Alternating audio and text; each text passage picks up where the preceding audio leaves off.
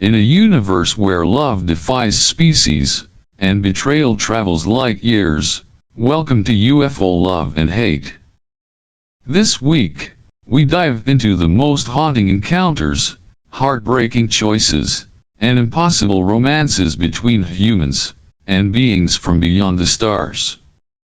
Get ready to feel, question, and wonder, because on this channel, the line between love and fear is never where you think. He told his wife the mission was uneventful. Just ice, snow, and silence. But buried in that silence was a woman who wasn't from Earth. And a child who called him father. He didn't cheat. Not in the way you think. But now, his wife knows everything. And she's not angry. She's terrified. Stay with this story. Because what happens when love, guilt, and the unknown all meet in the snow might just break more than one heart. The snow never stopped falling. Ethan hadn't seen a blue sky in 17 days. The wind howled like a warning, wrapping around the outpost like it wanted to tear it apart plank by plank. He wrapped another thermal layer around his shoulders, stepped outside, and pulled his mask tight. The scanner beeped. Then stopped. Then beeped again. Movement. He followed the signal over a frozen ridge, boots cracking against the ice. At first, he thought it was debris. But as he got closer, the shape became clear. A figure curled around something smaller. Both motionless, half buried in snow. He dropped to his knees. The woman, if that's what she was, had skin like frostbitten stone, pale and smooth with a faint shimmer. Her hair was silver black, matted and stuck to her face. Her eyes fluttered open when he touched her shoulder. Not human. But not monstrous. The child she held had the same skin. Tiny fingers wrapped around a torn piece of fabric. A faint pulse. Ethan didn't think. He just lifted them both, stumbled back to the outpost, and triggered the emergency override on the decontamination chamber. Inside, he stripped off their wet clothing, dried them gently, wrapped them in heated blankets. The woman never spoke. Never resisted. She just looked at him like someone who had expected to die and was confused by the delay. He built a fire in the center of the room. Not standard protocol. Not safe. But it was the only thing that made sense. They huddled near the flames. The child stirred, coughed, then curled into the woman's side. Ethan sat across from them, legs folded, watching the fire reflect in their skin. He didn't ask questions. Didn't report them. Didn't even log the breach. He knew what the regulations said: unknown life forms must be quarantined, inspected, reported. But none of that seemed right here. She wasn't a threat. She was a mother. And the way she looked at him, it wasn't gratitude. It was recognition. Like they had both crawled away from something too large to describe. The fire crackled. Outside, the wind screamed. Inside, silence settled like snow. The woman pointed at herself.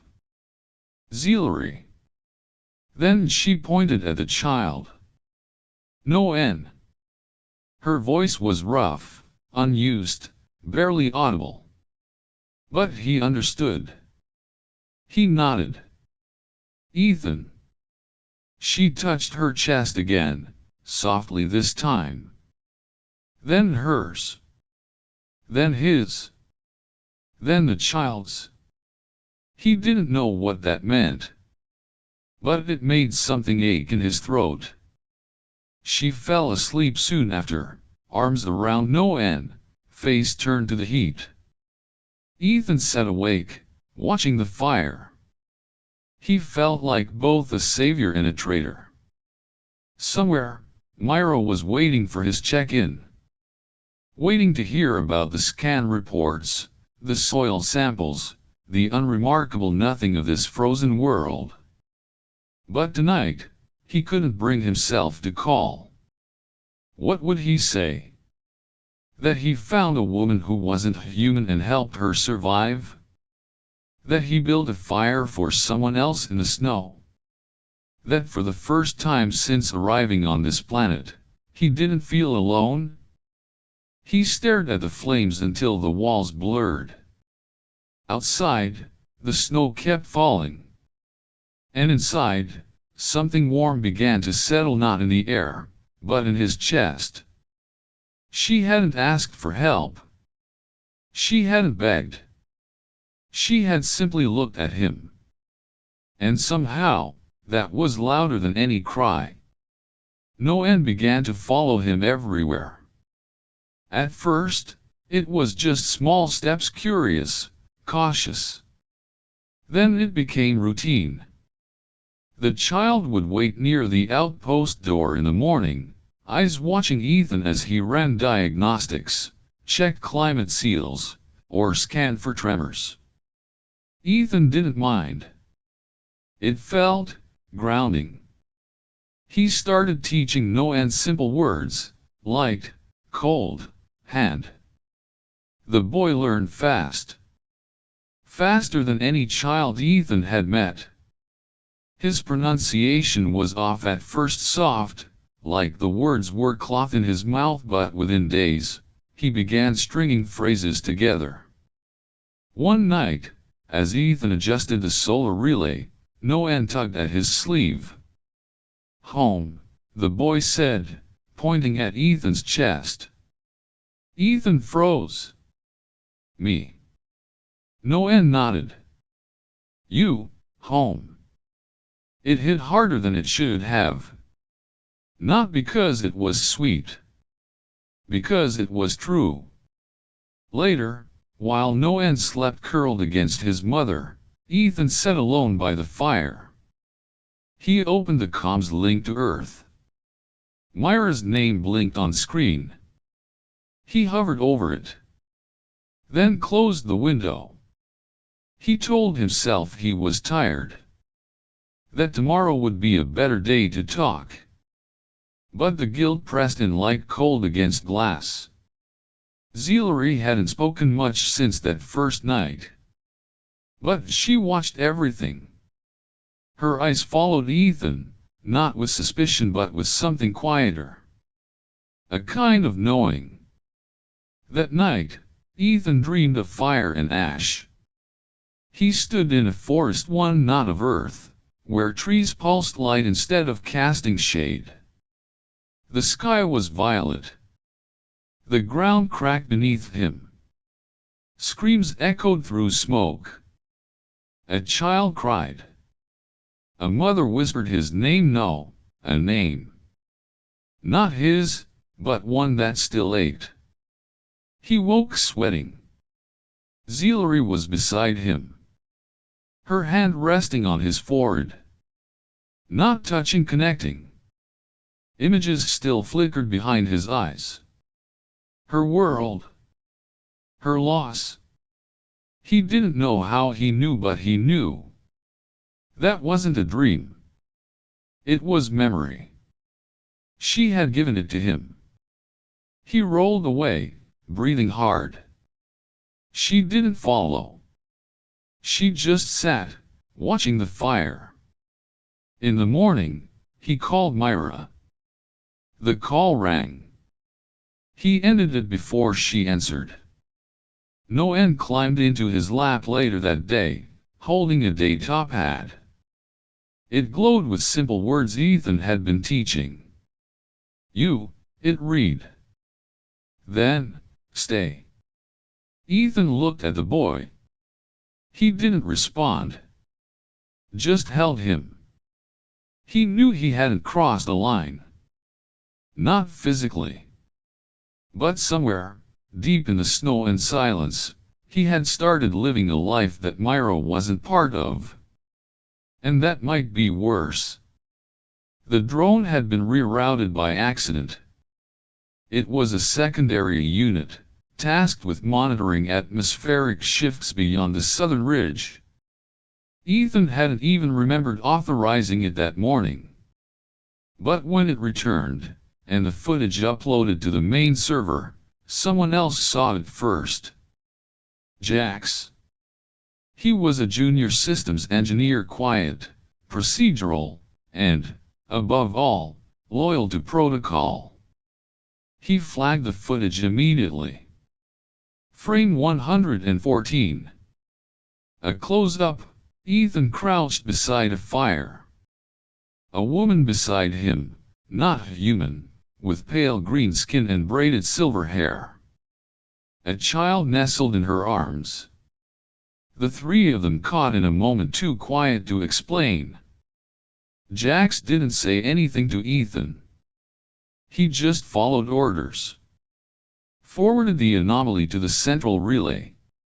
And that's where Myra saw it. Her clearance allowed her access to emergency data streams, anything flagged as biological contamination. She hadn't expected to see her husband. She hadn't expected to see him smiling. Or the woman. Or the child with skin that shimmered in a hand wrapped in Ethan's coat. She stared at the footage until it looped. Then again. Then she requested a direct call. Ethan got the ping mid-afternoon. Incoming, Myra. His stomach dropped. He didn't answer. Instead, he opened the door to the main room. Zealery and Noen were by the fire. Noen was drawing in the ash, humming something low and melodic. Ethan knelt beside them. "We have to move," he said. Zealery tilted her head. "Someone saw." "They know." Her eyes closed briefly. Then opened. No anger. Just resignation. She stood. Gathered her cloak. Lifted Noen into her arms. But the boy squirmed. "No," he said. "Stay." Ethan tried to take him gently. Noen clung tighter to his mother. "Home," he whispered. Then pointed at Ethan. Ethan stepped back. Zealery looked at him. For the first time, something in her expression cracked. A tremble. A fracture of emotion. "He's not ready to lose you," she said. Neither was Ethan.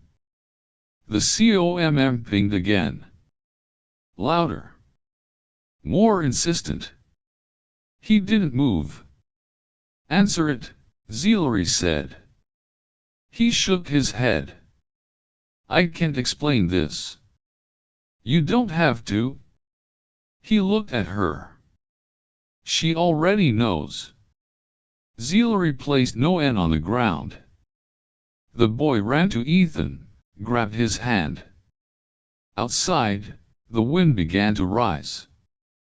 Inside, the silence twisted. The COMM pinged again. This time, Ethan looked at it. Myra, incoming call. He didn't press accept. He didn't press decline. He just stood there. Between two worlds. Between two truths. And the fire kept burning. The knock was soft. Deliberate. Not angry. Ethan opened the door. Myra stood there, in a parka too large for her, eyes rimmed with red from the wind or something older. Behind her, the sky was turning pale with morning. Her boots crunched the frost, but she didn't step forward. Ethan didn't speak. She looked past him. Zealery stood at the far end of the room, silent, half-shadowed by firelight. Noen sat on the floor, drawing shapes into the soot with a broken twig. Myra's eyes found the boy. He looked up at her, curious. Then turned to Ethan. "Did you love her?" Myra asked. The question was ice. Clean. Sharp. Ethan didn't answer. "Did she love you?" Myra asked again, in the way I forgot how to. Still, silence. Noen stood. Walked to Ethan. Took his hand. Zealery watched. Didn't speak. Didn't move. Myra stepped inside. 1 foot. Then another. She wasn't trembling. She wasn't yelling. She just looked around the room like it belonged to someone she used to be. She bent down slowly, until she was eye level with the child. "What's your name?" "Noen," he said. "Do you know who I am?" He looked at Ethan, then back at her. "You are hers." She blinked. Not from hurt but from recognition. From clarity. "That's right," she said. "I used to be." The fire cracked. Zealery finally stepped forward. She didn't get close. She didn't offer apology. Just met Myra's eyes. No hostility. No competition. Just understanding. Myra stood. "You didn't steal him from me," she said. Zealery tilted her head. "I never could." Myra looked back at Ethan. "You're holding something you found in the cold," she said. "I only wish you had told me you were freezing." Ethan opened his mouth. Nothing came out. She walked past him. "I won't take him from you," she said. Then softer, as she reached the door, "But I can't be what I was." She left. Ethan sank to the floor. Noen curled into his side.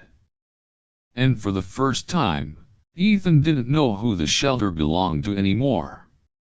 Zealery didn't say goodbye. At dawn, she packed what little they had: scraps of fabric, nutrient rations, a worn day top hat with Noen's scribbles. She looked at Ethan once, long enough for him to feel it, short enough to make it bearable. Then she placed something on the table. Small. Oval. Soft blue glow. She touched it once. It pulsed in response. "For when he asks," she said. So he knows it wasn't just survival. Ethan didn't reach for her. He didn't move.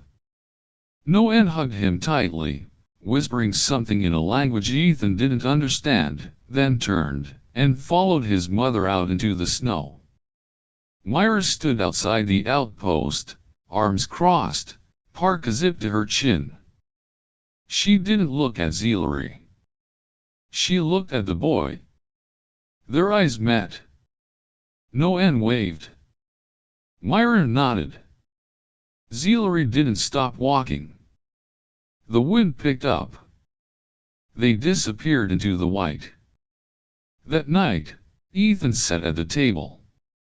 The device pulsed softly. He hesitated. Then pressed his thumb to it. No sound played. No image appeared. Only a wave. Heat. Grief. Wonder. Fear. Calm. Loneliness. Understanding. It came like weather, something that passed through him, not over him. He felt her memories. Not visuals. Just shape. Just weight. He saw how she looked at no end when he slept. The moment she first felt warmth again after the escape. The way her chest ached when Ethan didn't look at her. And her hope, the terrifying, fragile hope that he might see her not as a threat or burden, but as real. Ethan cried. Not for losing her, but for being seen. Fully. Quietly. Myra walked in at some point. Sat across from him. She didn't ask what the device was. She didn't touch it. She only reached out. Took his hand. He didn't pull away. Outside, the wind screamed against the shelter. Inside, they just breathed. No promises. No apologies. Just presence. He looked at the device one last time. She didn't speak human, he whispered. But somehow, she spoke me. He buried her 3 years ago. Or at least, what was left of her shuttle. No body. No signal. Just static and silence. But tonight, under a sky that never forgets, she stood at his door. Same eyes. Same voice. Same way of saying his name that made him forget to breathe. Only now, her skin glowed faintly blue.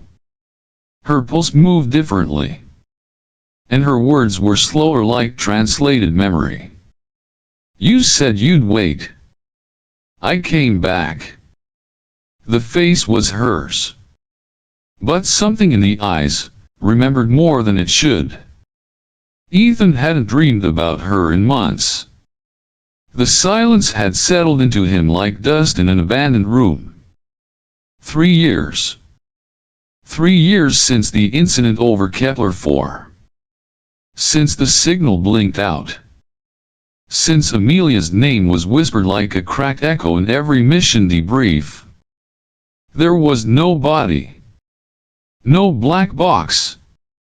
Just a twisted hull and debris trailing across half a quadrant. They told him she died instantly. But they didn't look him in the eyes when they said it. He lived quietly now. Nights were a ritual, 1 beer, 1 news scan, 1 hour staring at the stars as if they owed him something back.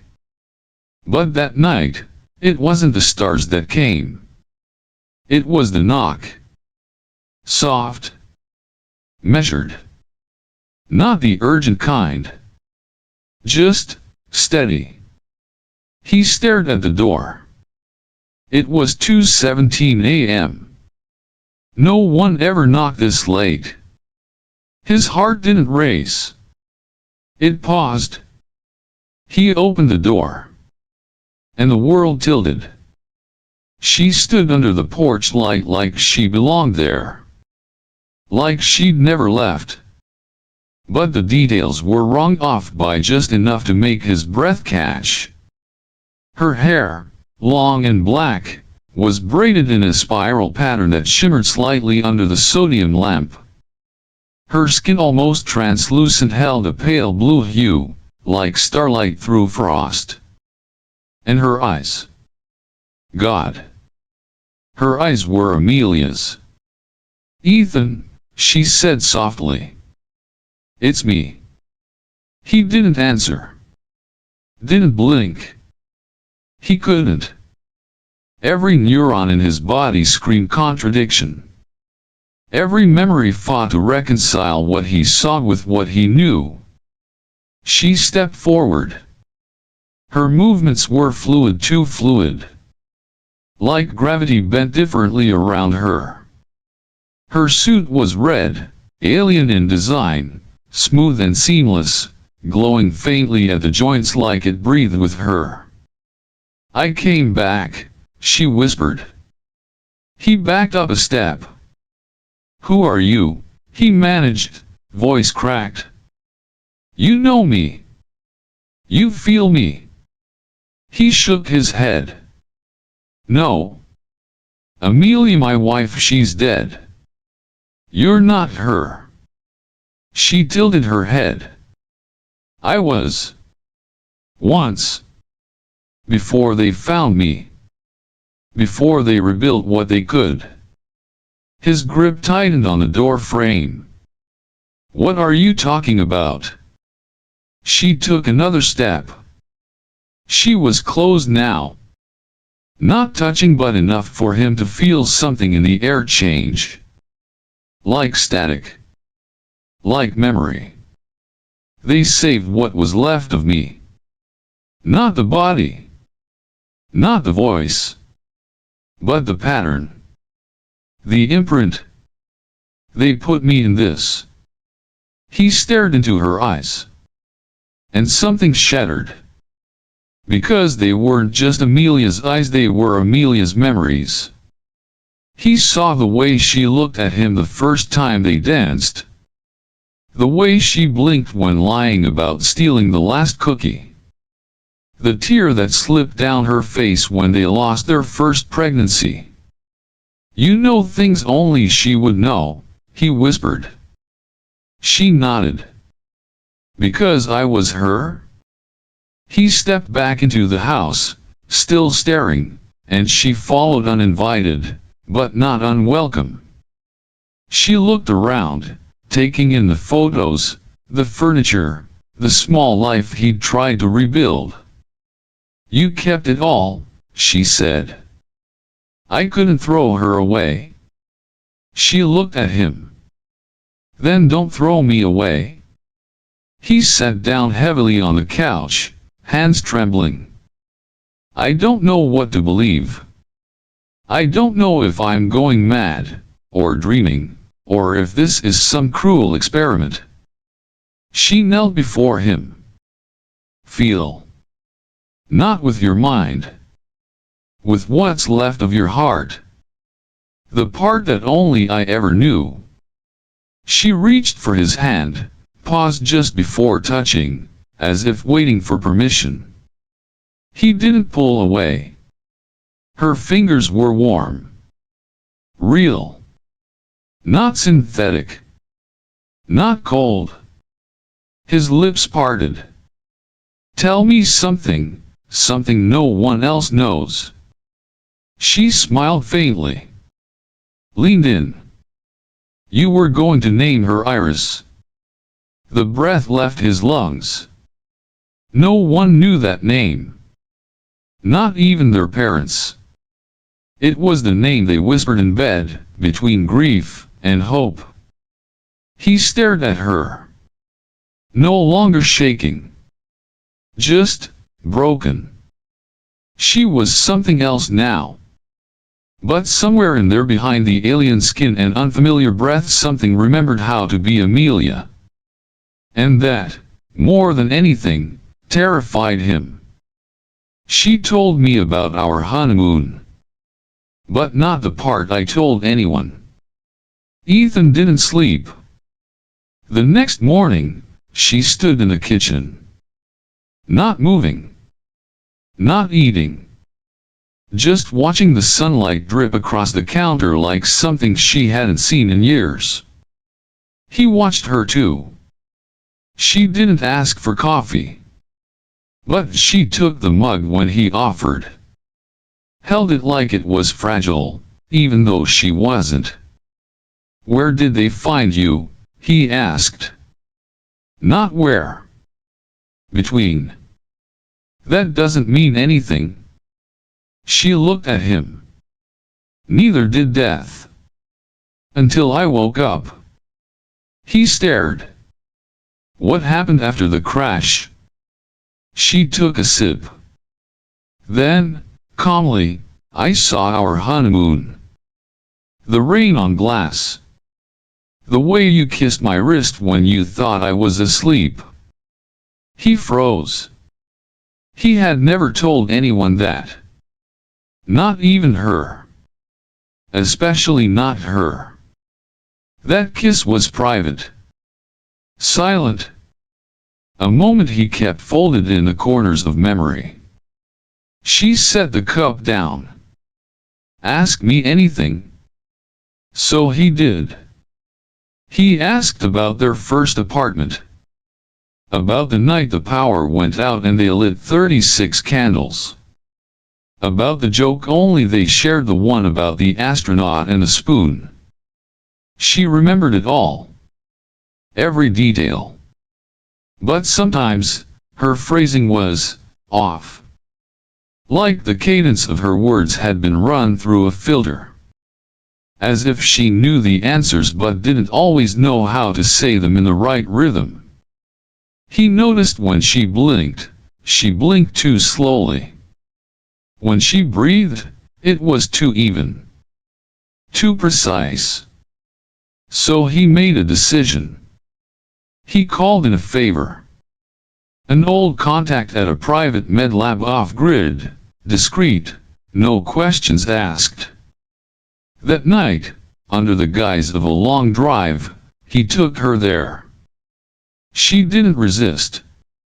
She watched the trees blur past the window and said, "I don't mind the scan. You already doubt me. I want the truth. Even if you don't like what it looks like." He didn't answer.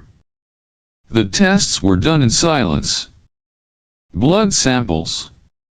Neural scans. Genetic mapping. He waited outside the exam room, palms sweating. 34 minutes later, the technician walked out, holding a folder and wearing a look he couldn't name. "She's not human," the man said. "Not fully." Ethan felt the words hit his chest like pressure change.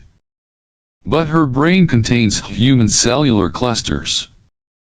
Memory centers with patterns that match cognitive signatures we see in grief trauma survivors.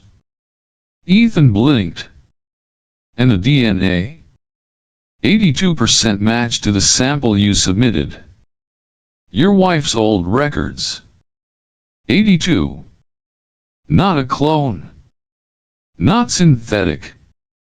Not full alien either.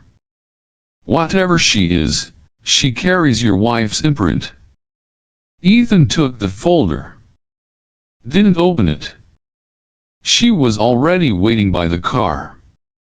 Her face unreadable. He handed the folder back to the tech and drove without speaking.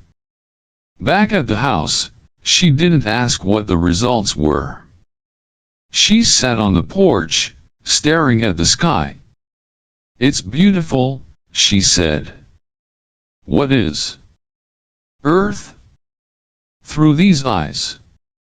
He sat beside her. "You passed every test. That doesn't mean I'm her.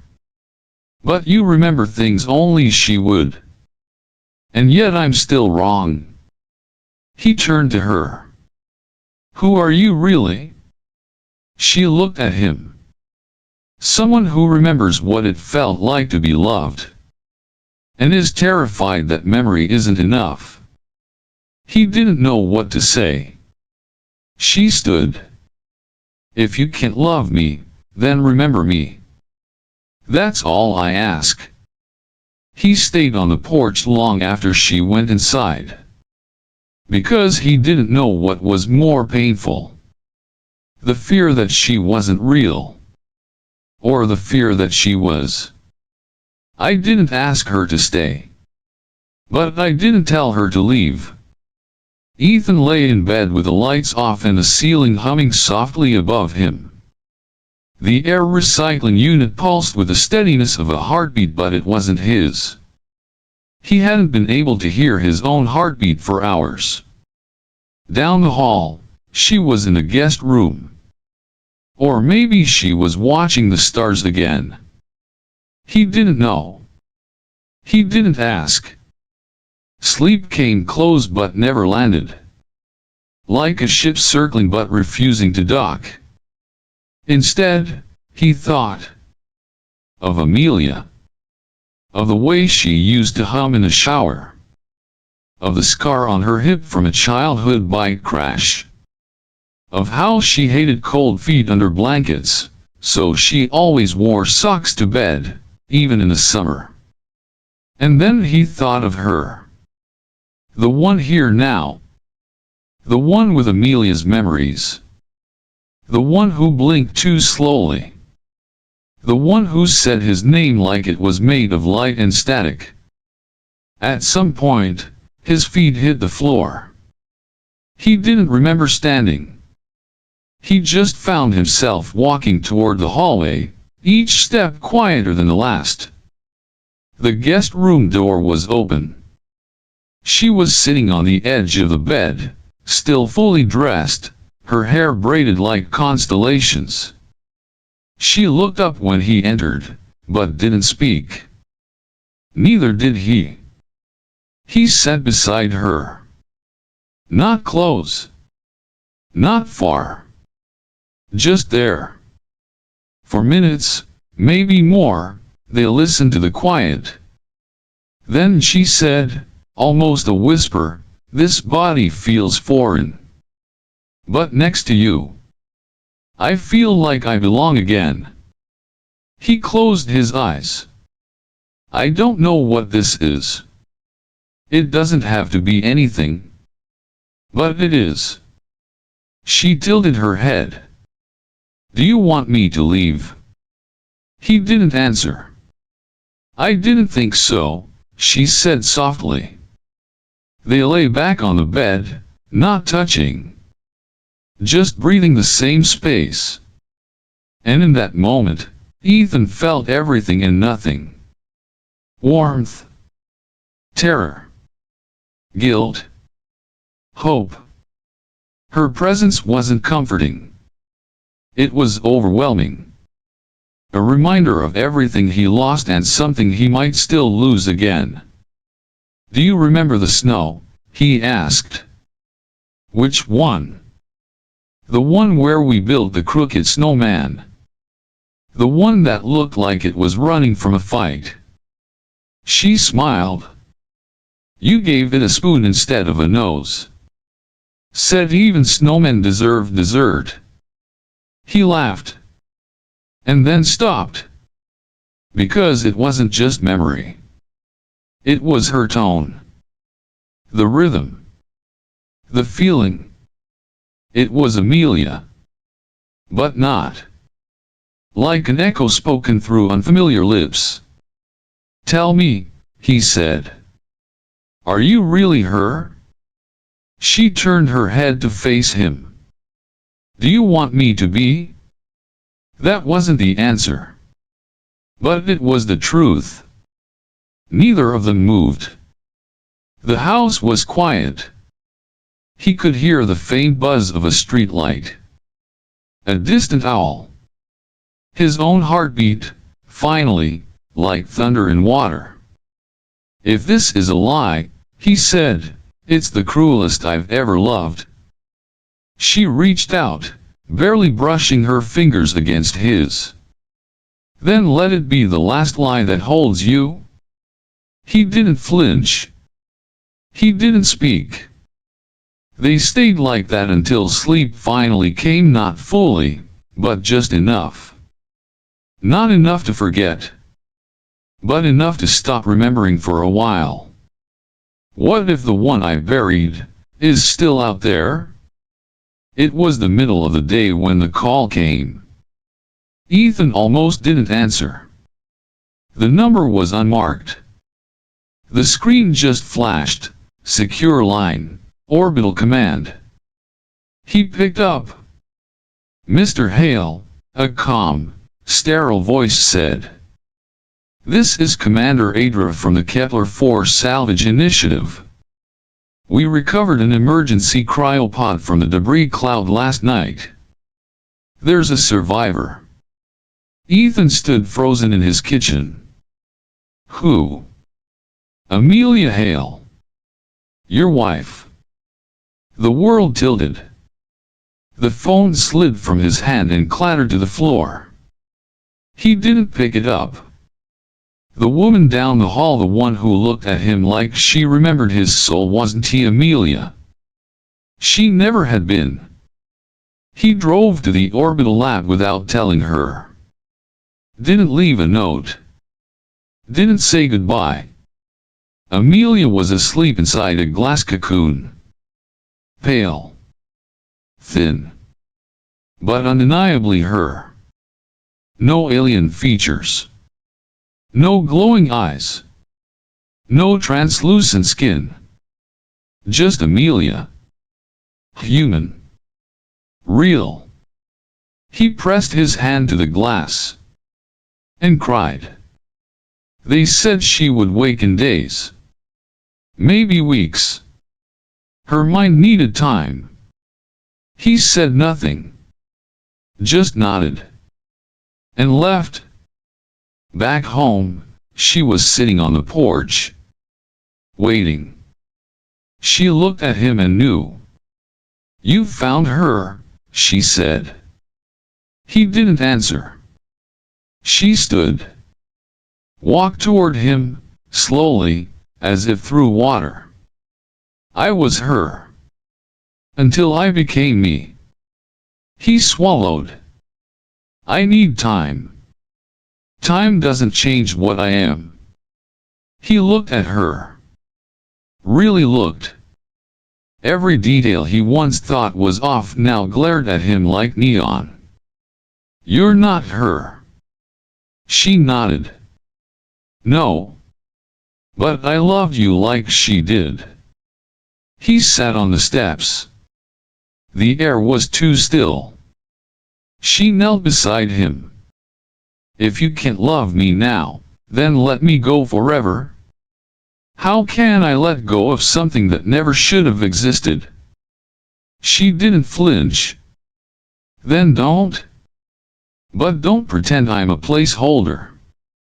He ran a hand through his hair. The silence between them screamed. I don't know what to feel. Then feel nothing. But choose. He couldn't speak. She stood. Looked down at him one last time. You saved me, Ethan. When I was nothing. When I was a fragment of someone you lost. He didn't look up. I'm not her, she said again. But I was real. For you. Then she left. He didn't follow. And in the quiet she left behind, he realized something more terrifying than the call, more devastating than her goodbye. He had fallen in love. Not with the woman he buried, but with the one who came after. And now he had lost them both. I couldn't choose who came back. But I could choose who I let stay. Amelia remained in stasis. The doctors said her vitals were stable. Brainwaves sluggish but active. She might wake up. She might not. Ethan visited her every day, sat beside her tube in silence, fingers barely grazing the glass. He told her stories. Old ones. Ones they had shared. Ones he could never share again. But he didn't stay long. Not anymore. Home didn't feel like home. It felt like an echo. She, the other Amelia, the one with constellations in her hair, was already gone. He didn't see her leave. But she left something on the table. A small device, no lights, no buttons. Smooth, oval, warm to the touch. There was a note. I didn't record images. I didn't need to. You'll remember the feeling. He didn't activate it. He didn't need to. Some nights, he held it in his hand. And the memories came. Not visions. Not voices. Just warmth. The sound of laughter in a room that wasn't his. The weight of someone beside him who didn't breathe the same air, but somehow understood the silence better than anyone ever had. She had said once, "This body feels foreign. But next to you, I feel like I belong again." He hadn't answered then. But he did now. "You did." He never spoke of her. Not to friends. Not to Amelia when if she would wake. Some things aren't secrets. They are sacred. He looked up at the sky more often now. Not to search, but to remember. He wondered if she had found another planet. Another station. Another version of herself to become. She had loved him as someone else. He had loved her as something new. And he would carry both truths. Until the end. He never cried. He never tried to bring her back. But when he touched the small device again on a rainy evening, fingers trembling, he felt something inside his chest he hadn't felt since she left. Not grief. Not loss. A pulse. Something had survived. She wasn't his wife. But she was the part of him that had survived when his wife died. I loved my wife. I still do. But in space, I met someone who wasn't even human. And she knew my pain before I ever said a word. They told us space changes your bones.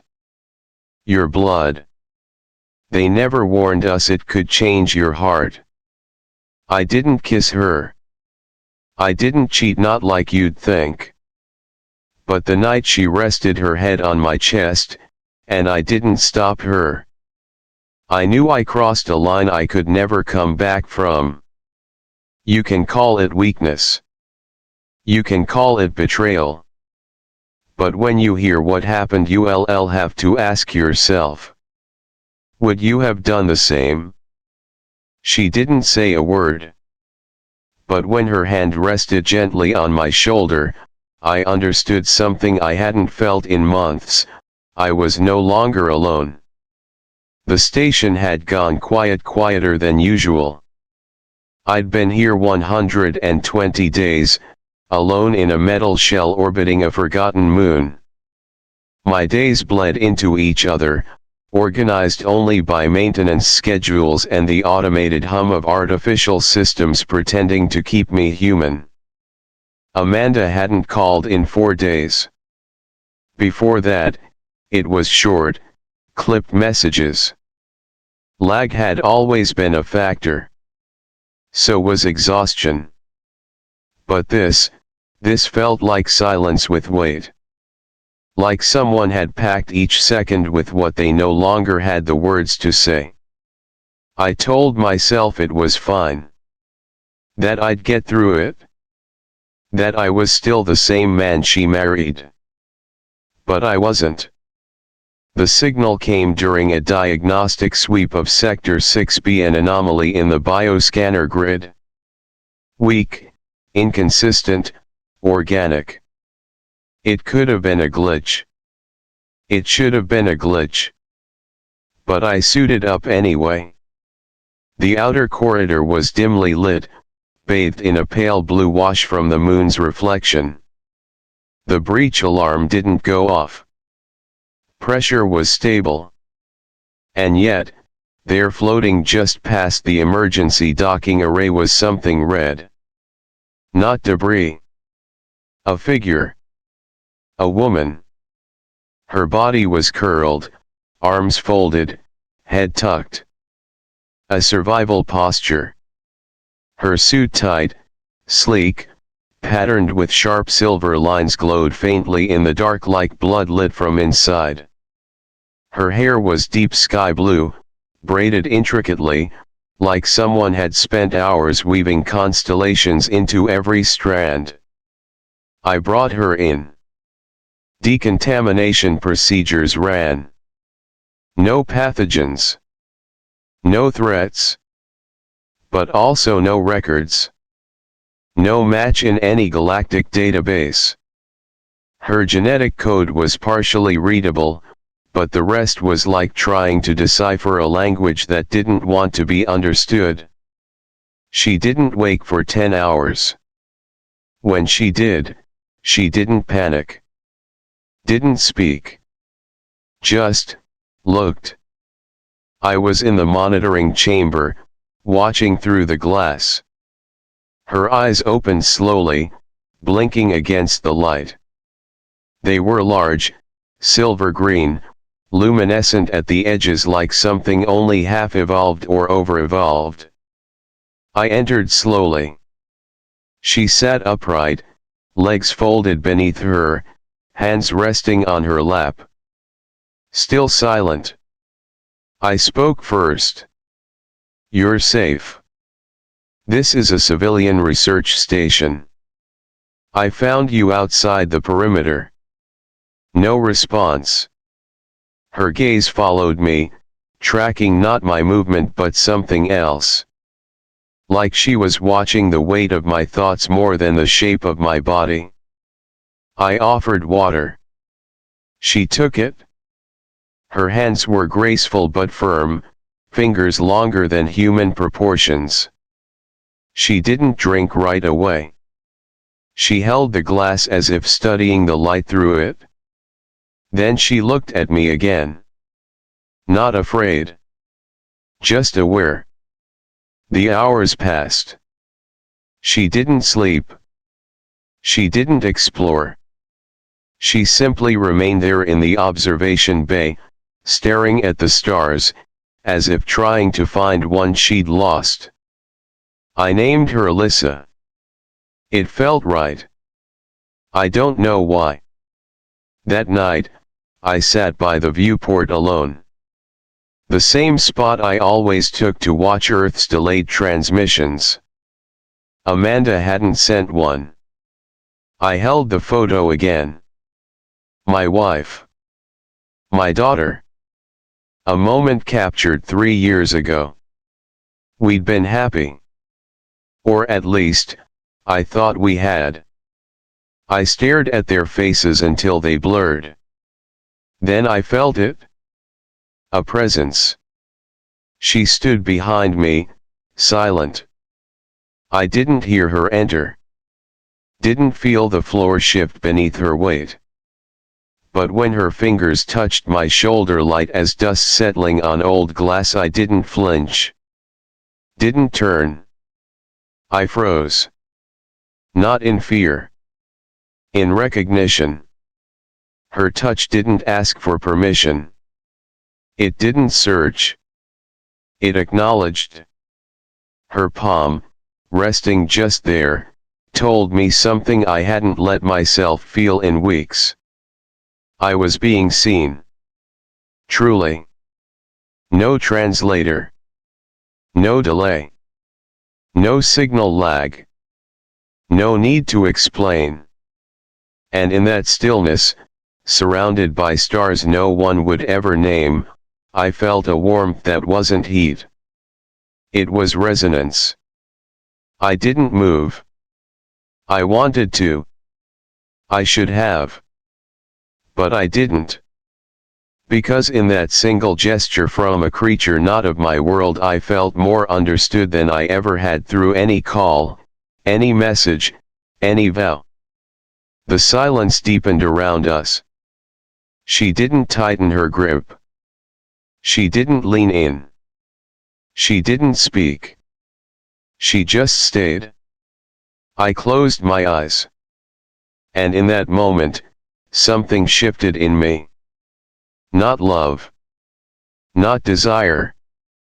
Just, the terrifying realization that maybe, just maybe, connection doesn't need a shared species. It only needs presence. And a hand that no longer belongs to Earth. She didn't learn my words. She learned my pauses. my silences, my habits. In the days that followed, Lissa still didn't speak. Not in sound, not in code. But there was no mistaking her awareness. Every gesture I made, every breath I held too long, she seemed to notice, not with judgment, but with comprehension. She began moving through the station with soft steps.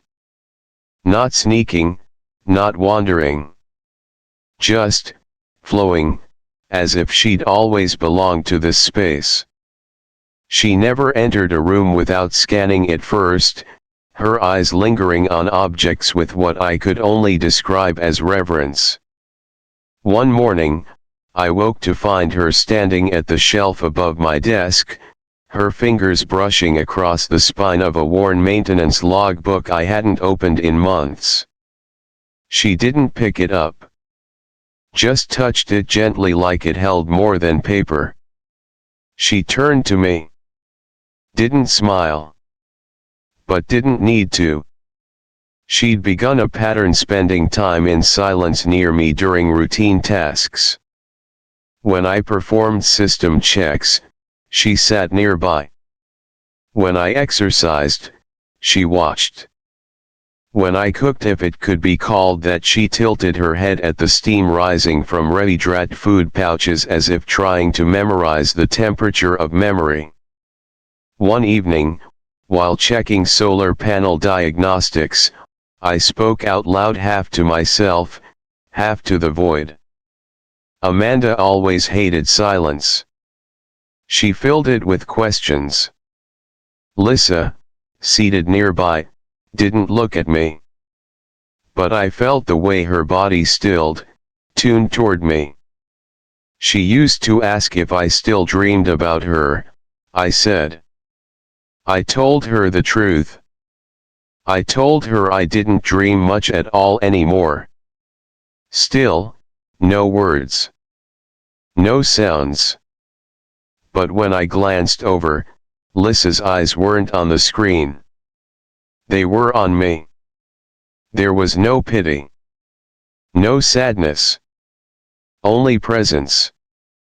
The kind that absorbs everything without needing to fix it.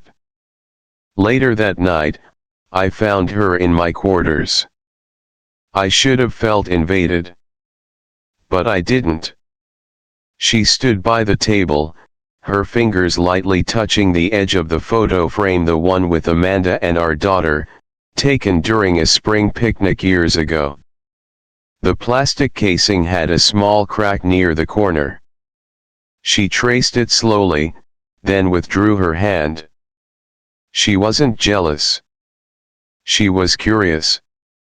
I stepped in. She didn't move. Just watched.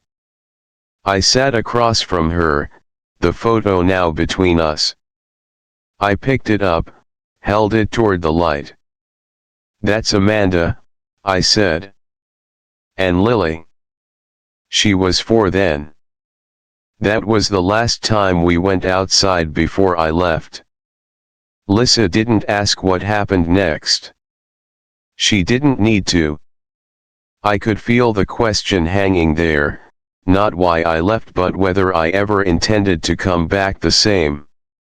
She stood slowly, walked past me, and as she passed, her hand brushed the table just enough to shift the frame a fraction of an inch.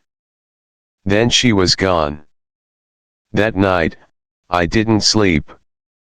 I kept replaying her touch on the photo. Not a rejection. Not possession. Just acknowledgement. Like she knew memory wasn't linear. That sometimes, love isn't either. The next day, she sat with me in the greenhouse. I was checking the hydration cycles on the algae trays when she reached out and touched a sprout, one of the few non-engineered plants I'd snuck aboard. She didn't pluck it. Just let her fingers rest near the stem. Amanda planted daisies, I whispered. She said the world was already too complicated. Flowers shouldn't be. Lissa looked at me, and I swear, in that moment, I felt her understand something deeper than words. Not the sentence. Not the name. But the ache that lived behind it. She leaned forward slightly. Not toward the plant, toward me. And I realized, she wasn't studying the world. She was studying the way I remembered it. That evening, I sat alone with the photo in my lap, and for the first time, I didn't cry. I didn't speak. I just stared. Until I felt the shift of air behind me. Her. She didn't place her hand on my shoulder this time. She knelt beside me, her head low, eyes closed as if in silent prayer. Or maybe grief. But whose? I didn't know. What I did know was this. She hadn't learned my language. She'd learned my pain. And she held it more gently than anyone ever had. We didn't sleep together. We merged like waves kissing the edge of a rock, breaking, reshaping, and returning again. It was late. Late enough that Earth was only a faint dot on the outer viewport. I had sat in the control bay for hours, doing nothing. Thinking nothing. The photo was in my lap, but my eyes weren't on it. My eyes were full of water. I hadn't cried in years. I didn't know why it started now. Maybe it was the way Amanda smiled in the photo, like she had known I would leave long before I did. Or maybe it was because Lissa had been sitting in the shadows behind me for half an hour, silent, motionless, her presence louder than gravity. When the first tear fell, I didn't wipe it. When the second did, I felt her shift. Not toward me, but into me. She moved like breath, quiet, necessary. I didn't hear her footsteps, only the way the temperature near me changed. And then her palm. Warm. Flat. Resting lightly against my back. Not on my shoulder this time. Lower. Between the shoulder blades. Right over the spine. And something inside me cracked. She didn't press. She didn't move. Just remained. And slowly, without thinking, I leaned back. Not much. Just enough to feel the air between us disappear. Then she sat behind me, legs crossed, knees touching my back, hands on either side of me, not gripping, not holding, just there. Her forehead rested against the base of my neck. I don't remember breathing. All I could feel was the pulse of her skin against mine. A rhythm that wasn't heartbeat but something older, like frequencies tuning in. I felt it spread from my spine into my chest, down my arms, into my fingertips. My hands unclenched. My jaw loosened. The photo slid from my lap onto the floor. And then she touched me again, this time with both palms flat against my ribcage, as if she were memorizing the shape of sorrow. I didn't turn. Didn't speak. I couldn't. I felt her breathing match mine. I don't know how long we sat there. But in that stillness, I felt myself pour out, not in words, not in tears, but in something far more dangerous, surrender. Not of loyalty. Of control. Her hands moved slowly, tracing the edge of my arms, not as a lover, but as a witness. Every movement said, I know you didn't mean to end up here. But you're here. And then something impossible. A vibration. Not a sound, but a frequency through my nervous system. Like her body was speaking directly to mine, bypassing thought, bypassing guilt. I saw flashes, not memories, but impressions. Amanda in our kitchen, Lily laughing in the backyard, my hand gripping a ship's rail as I first boarded for this mission. And then Lisa.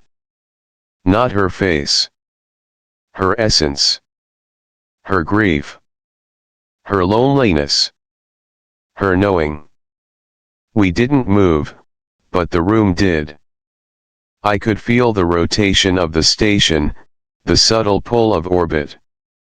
It was like the universe had slowed down just enough to let this moment exist without judgment. Her fingers found the back of my neck, pressing gently, sending a pulse through my spine that felt like letting go. And then my comm panel buzzed. The noise shattered the silence. Amanda's name flashed on the screen. Lisa's hands froze. My breath caught. I didn't move. The buzz faded. A message left unheard. Lisa withdrew her hands slowly, with reverence, like closing a book after the final page. She stood. Didn't look at the panel. Didn't look at me. But before she left the room, she touched my shoulder one last time, just her fingers, barely there, and in that light contact was more truth than I'd spoken in months. I sat there for a long time. The photo was still on the floor. Amanda's face stared up, smiling. And I realized something I couldn't take back. It wasn't betrayal. It wasn't lust. It was something ancient, wordless, something that had waited in my bones for someone to listen without asking. She didn't take anything from me. She gave me back the part of myself I had silenced to stay faithful. A part that still knew how to feel. And when I finally picked up the photo again, my hands didn't shake. They were warm. The alert came during a systems sweep. Red text flashed across the terminal: unregistered organic presence detected. Protocol 9.2 was initiated: isolate, report, contain. My throat went dry. I didn't need the computer to tell me what I already knew. They had found Lisa. The station's mainframe had finally caught the drift, her biological trace, her pattern of movement.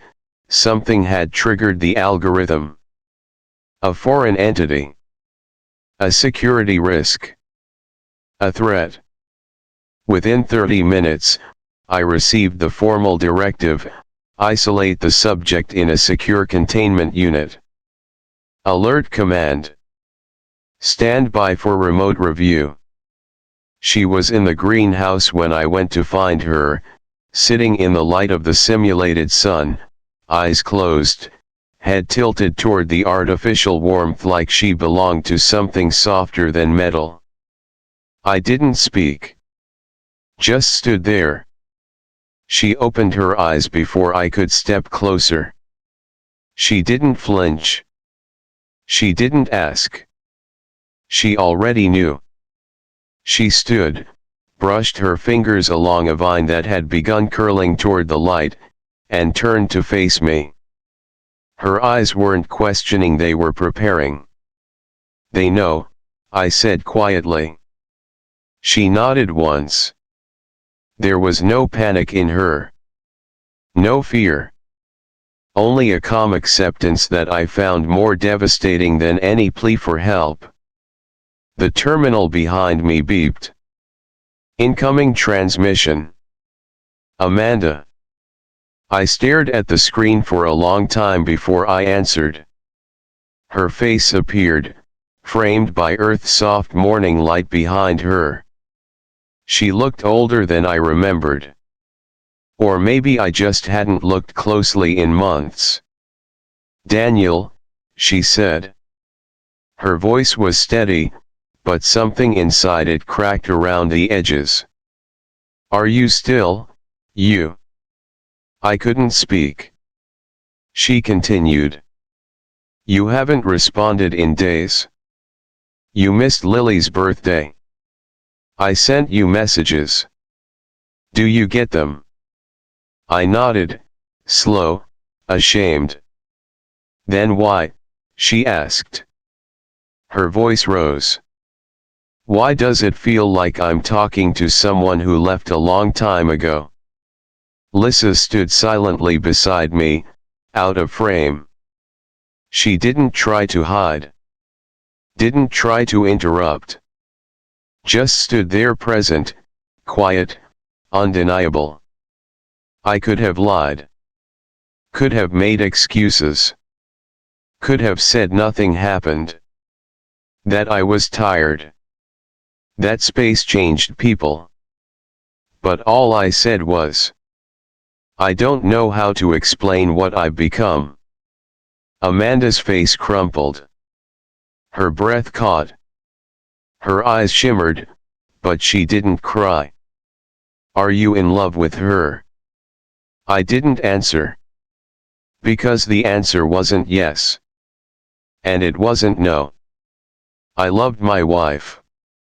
But that love no longer lived in the same places in my body.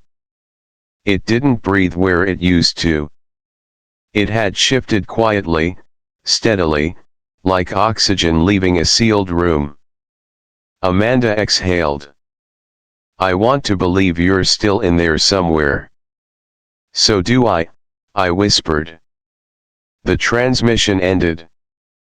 Lissa looked at me, then not with triumph, not with possession.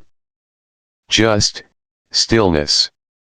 You don't have to choose, she said, her voice a thought more than a sound.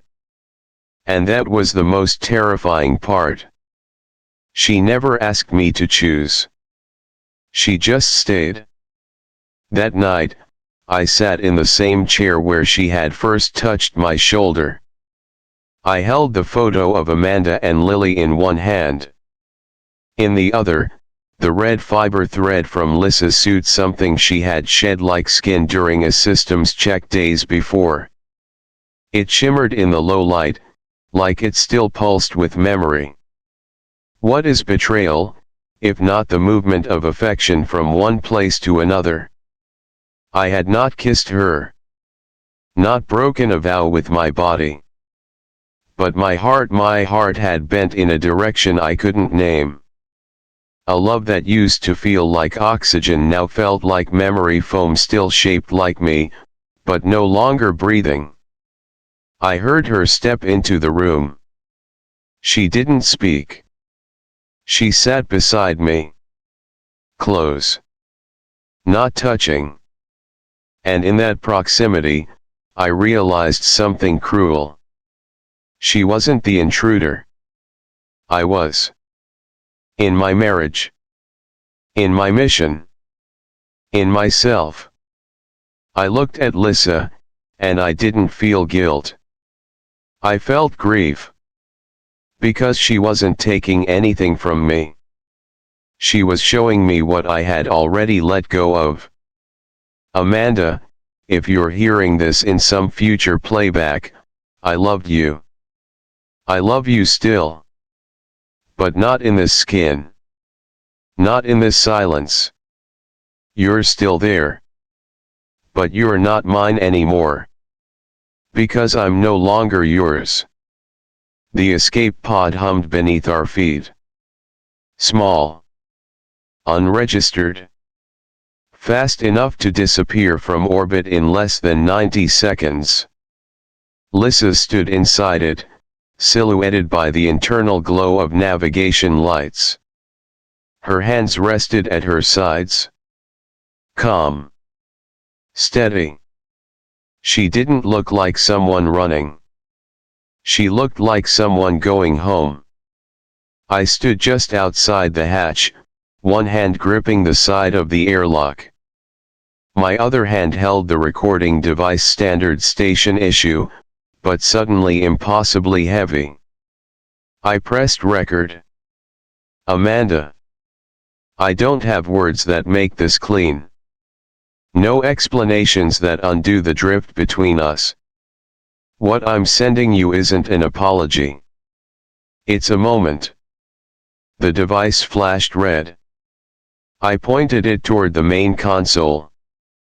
A paused feed showed a still image, Lissa's hand on my shoulder, my back turned, my head bowed. No sound. Just light and shadow. Her fingers not gripping, not claiming, just resting. I ended the recording and uploaded it to the Earthbound queue. Then I stepped into the pod. Or I didn't. No one would ever know. The system pinged. An unauthorized launch. The pod detached. From the station's camera logs, you could only see the back of a figure in a suit as the hatch closed. No clear face. No goodbye. The file I sent was short. The caption attached to the image simply read, "She understood me." That was enough. I returned to the control bay. Or maybe I watched the pod vanish from the viewing deck. Or maybe I was inside it, watching the station shrink behind me. I don't remember. Not clearly. Because something inside me had gone quiet. Not dead. Just done. I thought there would be pain. There wasn't. I thought I would feel regret. I didn't. There was only silence. The clean kind. Like a snowfield no one had stepped across. Not empty. Just at peace. Lissa had not asked me to follow. Amanda had not asked me to stay. In the end, I chose nothing. Or maybe I chose everything.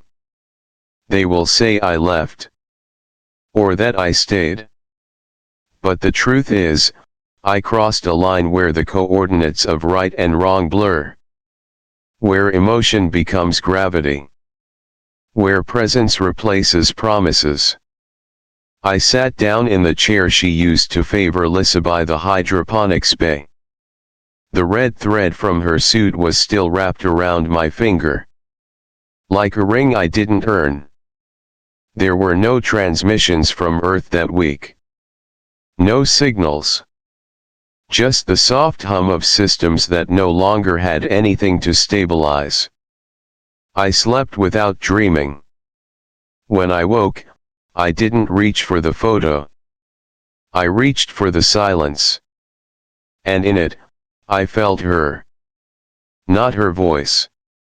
Not her body. Just the imprint of where her hand had once rested. My heart wasn't on the station anymore. It wasn't on Earth, either. It was nowhere I could return to.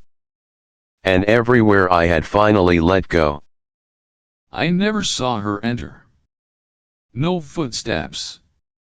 No knock. Just sunlight on red fabric.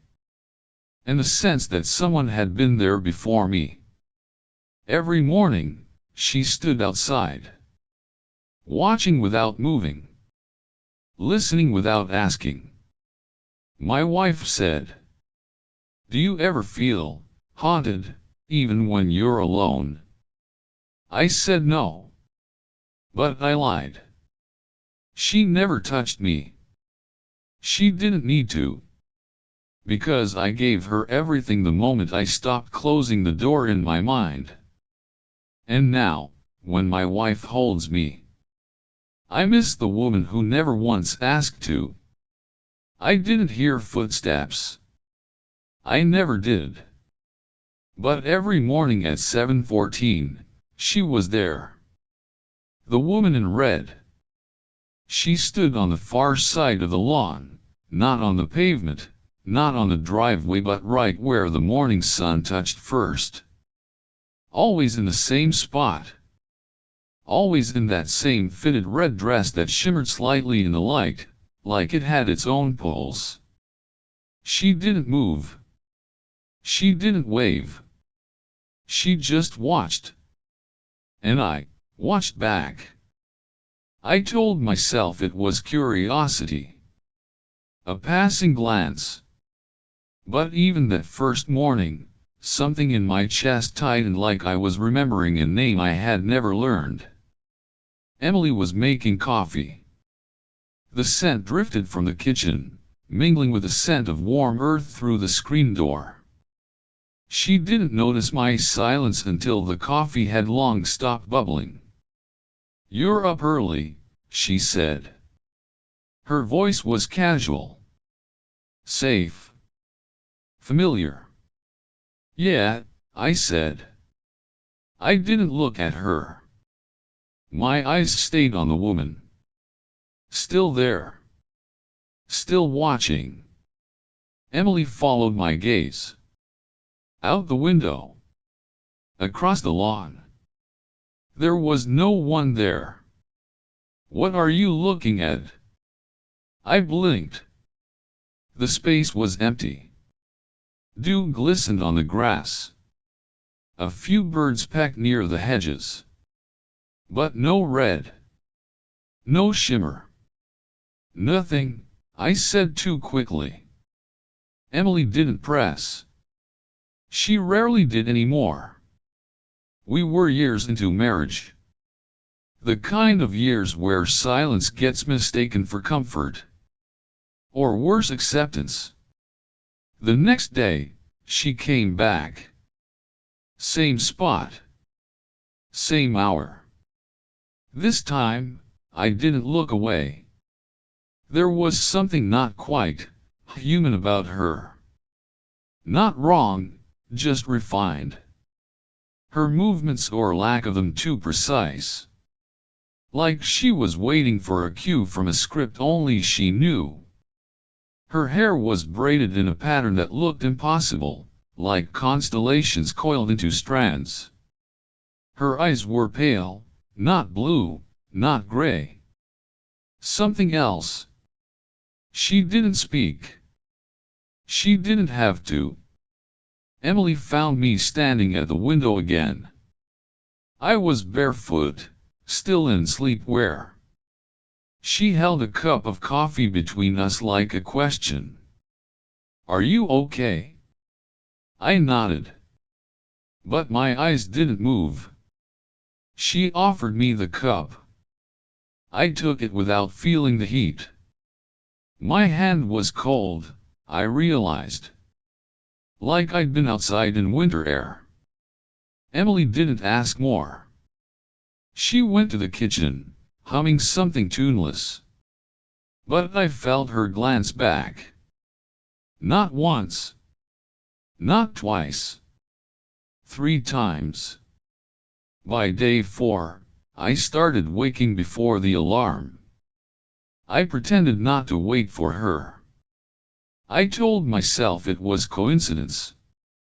That she happened to be there when I looked. But the air changed when she arrived. Like something shifted just beyond sound. Like gravity paying attention. She never stepped closer. Never waved. She just stood, her eyes fixed on the window, as if she could see through the glass and into something deeper. On day 6, she wasn't alone. A neighbor was walking their dog across the street. They didn't look toward her. Didn't pause. As if she wasn't there. I stepped outside. The cold hit me first. Then the stillness. She was gone. That night, Emily sat beside me on the couch. We watched a movie we'd both seen. She laughed at the parts she always laughed at. I smiled when she did. But my thoughts were outside, in the space between the lawn and the glass. Emily leaned on my shoulder. "You've been quiet lately," she said. I turned to her. smiled, kissed the top of her head. Just tired. But the truth was this. I wasn't tired. I was awake. More awake than I'd been in years. And I was waiting. Waiting for the woman who never knocked. The one who only existed in the silence. In the glass. And maybe, in me. I never asked her to come closer. But she did. Each day, just a step. A subtle shift. Like a tide I never noticed until it was already around my ankles. At first, she stood near the trees. Then the path. Then the edge of the porch. She still never knocked. And yet, I always knew she had been there. One morning, there was something on the windowsill. A single flower. Pale silver, not quite real, like it was grown under stars instead of sunlight. I didn't hear anyone place it. I just woke, walked to the kitchen, and there it was. Emily was in the shower. She didn't see me hold it. Smell it. Hide it. The petals were warm. That day, she stood on the porch.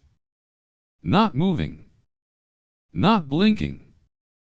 Her eyes fixed on the window, but this time, they found mine. She didn't smile. Didn't wave. Just looked. And in that moment, I felt something inside me move. Not in my chest. Deeper. Older. Like a thought I had once buried so well, even I forgot where I left it. I turned away. Emily handed me a cup of tea. She had switched from coffee last week. She said it was for sleep. I hadn't been sleeping. But not because of caffeine. Did you bring something in from outside? She asked casually. I froze. Like what? I saw some petals on the counter. Looked fake. Or frozen. I threw them out. My throat tightened. Probably from the neighbor's yard. Emily didn't respond. She looked at me for a second too long. Then walked away. I didn't follow. That night, I dreamed. Not the wild, twisted dreams of stress. Not memories. Not nightmares. I dreamed of her. She was standing at the foot of our bed, watching. Not menacing. Not seductive. Just watching. I didn't move. In the dream, she whispered something. But I couldn't hear the words. Only the feeling they left in my spine. Warmth. Ache. Need. When I woke, my hands were clenched. My mouth dry. Emily was still asleep beside me. I watched her breathe. Counted each inhale. And I knew then. I had let something in. Not into the house. Into me. The next morning, she was closer. Sitting on the porch swing. Her legs crossed. Her head tilted. She looked at me. And this time, I looked back. I stared for too long. And she smiled. Not with her lips. With her eyes. And something about that look told me she knew. Everything. She knew how many times I checked the window. She knew about the flower I didn't throw away. She knew about the dream. She knew I didn't tell her to leave. And she knew I never would. That night, Emily touched my hand while we watched TV. Her thumb rubbed the back of mine, slow, affectionate, familiar. I should have turned toward her. Said something. Anything. Instead, I sat still. Because all I could think about was the swing creaking outside, moving when there was no wind. In the silence, I whispered to myself. I never unlocked the door. But maybe, it was never really locked to begin with. The rain had started before sunset. Soft at first, then steadily harder, like the sky was trying to speak through the roof. Emily was gone. Conference out of state. 2 nights. Maybe 3. I didn't expect her to call that evening. She hated flying. She'd text once she landed. She hadn't yet. The house felt large without her. The walls, too white. The air, too still. I didn't turn on the TV. Just the sound of rain. And my heartbeat. And that space between them. I stood at the window, the one that faced the porch. She wasn't there. For the first time in days, she wasn't there. And yet, I felt her. Not outside. Inside. I turned. She was standing in the hallway. No footsteps. No door creak. No knock. Just there. Hair damp. Dressed darker in the shadows. Water clinging to her like silk.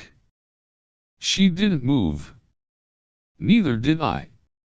I should have spoken. I didn't. She stepped forward. Not threatening. Not slow. Just sure. Like she'd always been part of this place. Like the walls remembered her. Just one night, she said. Her voice was soft. Almost human. Almost not. I won't ask again. That was all. She didn't touch me. But her eyes did. They found every part of me I thought I had locked away. Regret. Memory. Desire. Shame. Hope. You're thinking about her, she whispered. But not who she is. Who she used to be. My throat clenched. When she laughed without checking if it was the right time.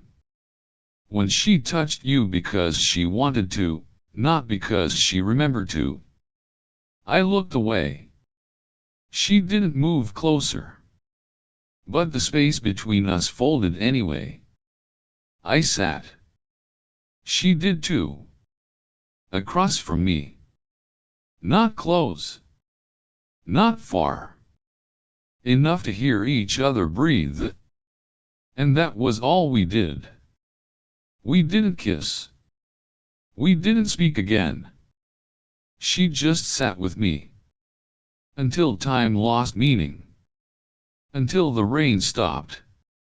And sometime after midnight, my phone buzzed. Emily. Video call. I stared at the screen. Let it ring. Let it stop. She didn't ask me to ignore it. I just didn't move. Not out of betrayal. But because I didn't want the moment to end. Not this stillness. Not this knowing. She stood first. Walked down the hall. I didn't follow. I woke up on the couch. Alone. No trace. No sound. Just a small, dry petal on the floor beside me. Silver. almost glowing. Emily texted, "Call when you wake up." I didn't. Not yet. Because in that quiet hour before morning, I wasn't sure who I had dreamed of. Or if it had been a dream at all. Emily didn't speak much when she came back. She unpacked quietly. Put her suitcase in the closet. Hung her coat. Took a longer than usual shower. Then came to bed without brushing her hair. She didn't kiss me goodnight. The next morning, she made coffee. She hadn't done that in weeks. I watched her stir milk into the mug, twice clockwise, once counter. She used to hum while doing it. Now it was silent. She handed me my cup. Her fingers lingered a moment too long. Not affection. A test. I failed it. She opened my laptop that afternoon. Browsed nothing in particular. Clicked history, twice. Closed it. Opened it again. She didn't ask anything. She didn't have to. At dinner, she sat opposite me. The table felt wider than usual. The clink of her fork too loud. My appetite left after the first bite. She watched me more than she ate. I didn't look up. After we cleaned up, she sniffed my shirt when I passed her. Lightly.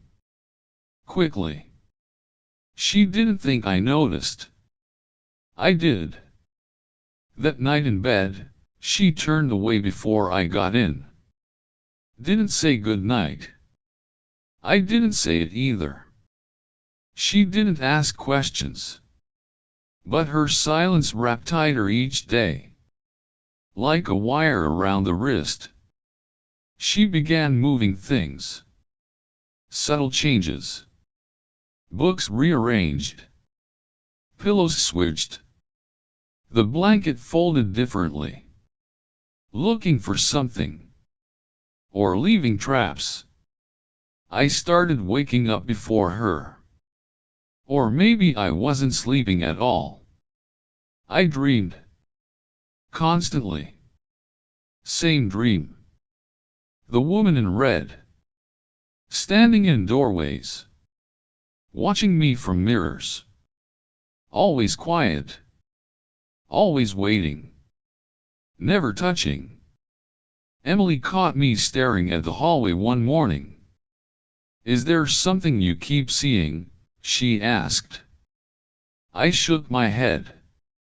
She didn't believe me. She didn't say it. But I felt it in her movements.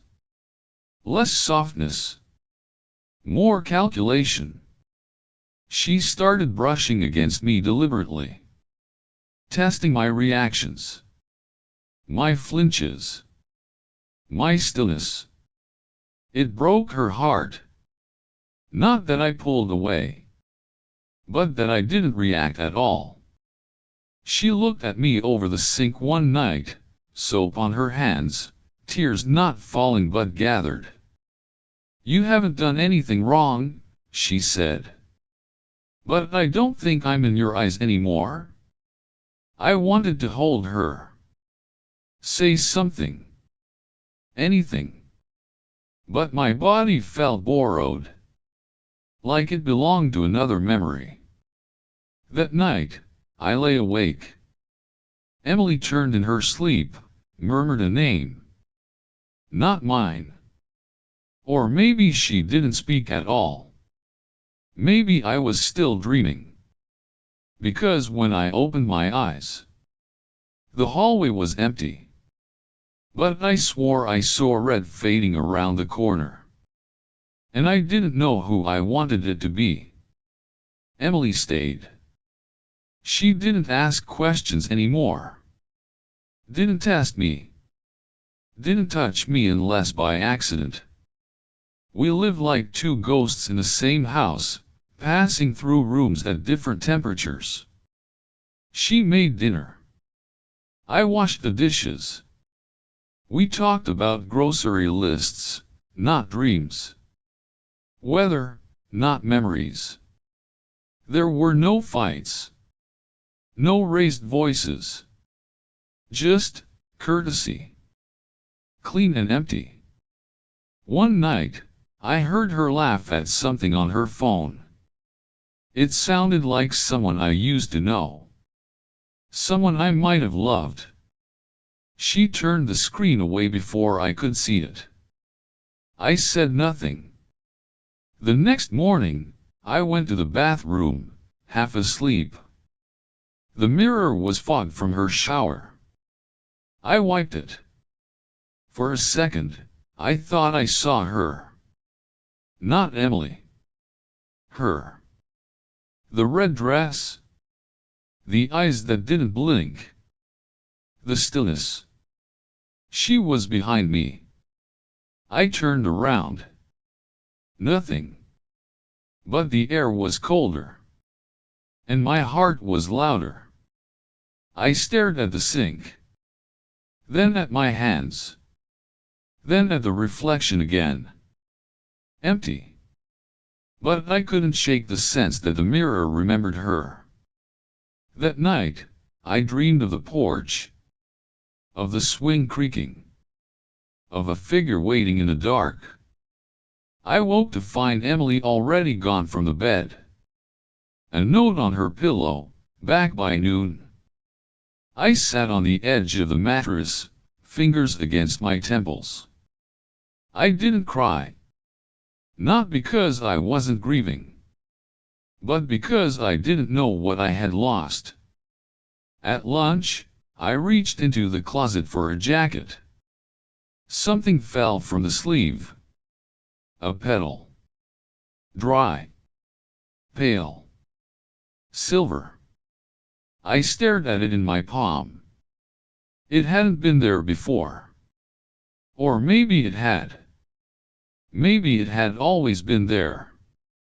Emily came home humming. She looked lighter. Like someone who had let go of a rope too long held. We ate lunch together.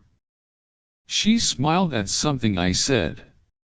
I don't remember what. In the mirror above the table, I caught my reflection.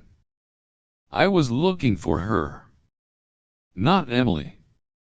The other her. The one who never asked anything. Who never knocked. Who only appeared in stillness and fog and memory. And I realized something. I had lost both. Emily. And the woman who might never have been real. But the ache? The ache was real. And that night, as I brushed my teeth, I looked again. The mirror showed only me. But on the cuff of my shirt, a single, silver petal clung to the fabric.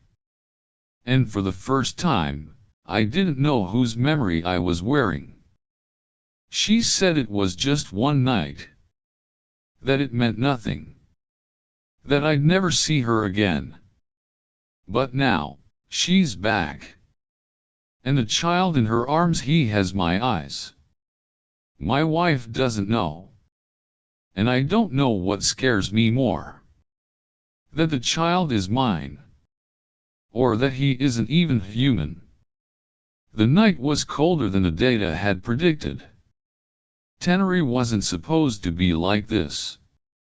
The simulations showed arid wind and neutral gravity, solar storms manageable with standard shielding. But no one mentioned how silence here had weight. No one mentioned how it could press on your chest until breathing became a choice.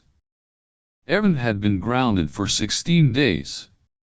The atmospheric disruptor fried half his equipment. Communications were lost after the third night. Back on Earth, Myra's last words still played on repeat in his neural implant. Come back safe. Don't be stupid. He smiled once when it echoed. By day 10, he turned it off. The shelter pod provided heat, food, a roof of sorts. But it couldn't stop the wind from howling like a creature in mourning. It couldn't mimic a voice that knew your name. It couldn't replace skin. He met her on the 12th night. Sci-fi. That was what he would later call her. She didn't speak. Didn't blink the same way humans did. Her skin had a shimmer to it, like minerals breathing under the surface. Her eyes deep silver, specked with violet, watched him as if she had seen humans before. And been disappointed. She didn't approach. Not at first. Just stood across the fire he had built with salvaged coil rods. He didn't move. Didn't dare. Not until she stepped forward, knelt across from him, and placed her hand palm up beside the heat. He understood the gesture. Or maybe he wanted to. And so he mirrored it. She moved closer. When their fingertips touched, a pulse ran up his arm, not electric. Not pain. Something else. Like remembering a dream from childhood, one that made you cry without knowing why. There were no words. But his mind, calmed. No longer thinking about fuel cells or storm fronts. Not about Myra's voice. Not about Earth. Just this warmth. Just the pressure of another presence who didn't expect him to explain anything. He saw images, hers, maybe. A forest of white vines. A battlefield stained in violet. A childlike face under stars that never blinked. None of it made sense. But he didn't reject it. For the first time in days, he didn't feel alone. They met again the next night. And the next. He never asked why she came. She never told him. She'd just appear, when the moons were highest. No footsteps. No announcement. Just a subtle shift in wind, and then there she was. Sometimes she brought things, strange fruit that fizzed on the tongue, stones that hummed when held. One night, she touched his chest, then hers. Then pressed their foreheads together. It wasn't sexual. Not in the way Earth understood it. It was something older. A binding of experience. A transmission. He felt emotions that weren't his, memories that didn't belong. And in return, he gave pieces of himself without knowing which. He didn't tell himself it was wrong. Not yet. But Myra's face began to fade. Not erased, blurred. Like a picture smudged by rain. By the 15th night, Sci-fi stayed longer. Their palms pressed for minutes. Their breath slowed into the same rhythm. He knew then what she was doing. She wasn't learning him. She was keeping him. He told himself it was survival. Just biology syncing with biology. Loneliness finding warmth. But when she pressed her cheek against his neck, and he didn't move away, he knew. And in that moment, Evan stopped being a man waiting to go home. And became something else. Something unnamed. When dawn came, she left without looking back. The wind returned. And all Evan could hear was the silence she didn't leave behind. The doorbell rang on a Wednesday. Evan had just finished syncing the irrigation data from the hydro garden when the chime echoed through the house. It was sharp, sudden. Out of place. Myra was upstairs. She called down, "You expecting someone?" "No," he lied. He walked to the front door, heart calm, fingers twitching. When he opened it, time split. There she was. Saw Ellery. But not alone. She stood in the sunlight, cradling a child. A boy. His skin shimmered faintly under the blue sky, like moonlight trapped underwater. His eyes silver, edged in violet. Like hers. Like someone else too. "His name is Ian," she said. "He is yours." Evan said nothing. Couldn't. His throat locked around 100 half-formed thoughts. Saelry's face was unreadable. Not angry. Not sad. Just final. She placed the child gently at his feet. Ian didn't cry. Didn't look afraid. He just looked at Evan. And then she turned. Walked away. No goodbye. No second glance. Evan didn't call after her. Didn't step forward. Just stood there, staring at the boy whose eyes reflected pieces of a planet he tried to forget. Myra called from upstairs. "Everything okay?" He forced his voice steady. "Just someone delivering something." She didn't question it. Not yet. He brought Ian inside. The boy looked around with quiet wonder. Not alien, just new. When Evan reached to take his small bag, their hands touched. The same pulse. Not electric. Not pain. Memory. That night, Evan barely slept. Ian slept peacefully in the guest room. Myra didn't ask why he was there. She just stared at Evan longer than usual. A pause before each kiss. A hesitation in her smile. The next morning, she asked, "Where's his mother?" Evan answered too quickly. She couldn't keep him.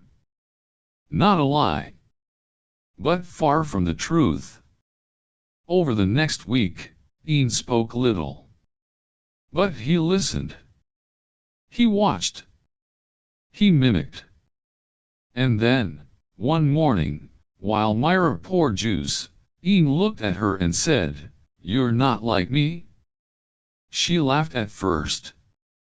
Thought it was a child's nonsense.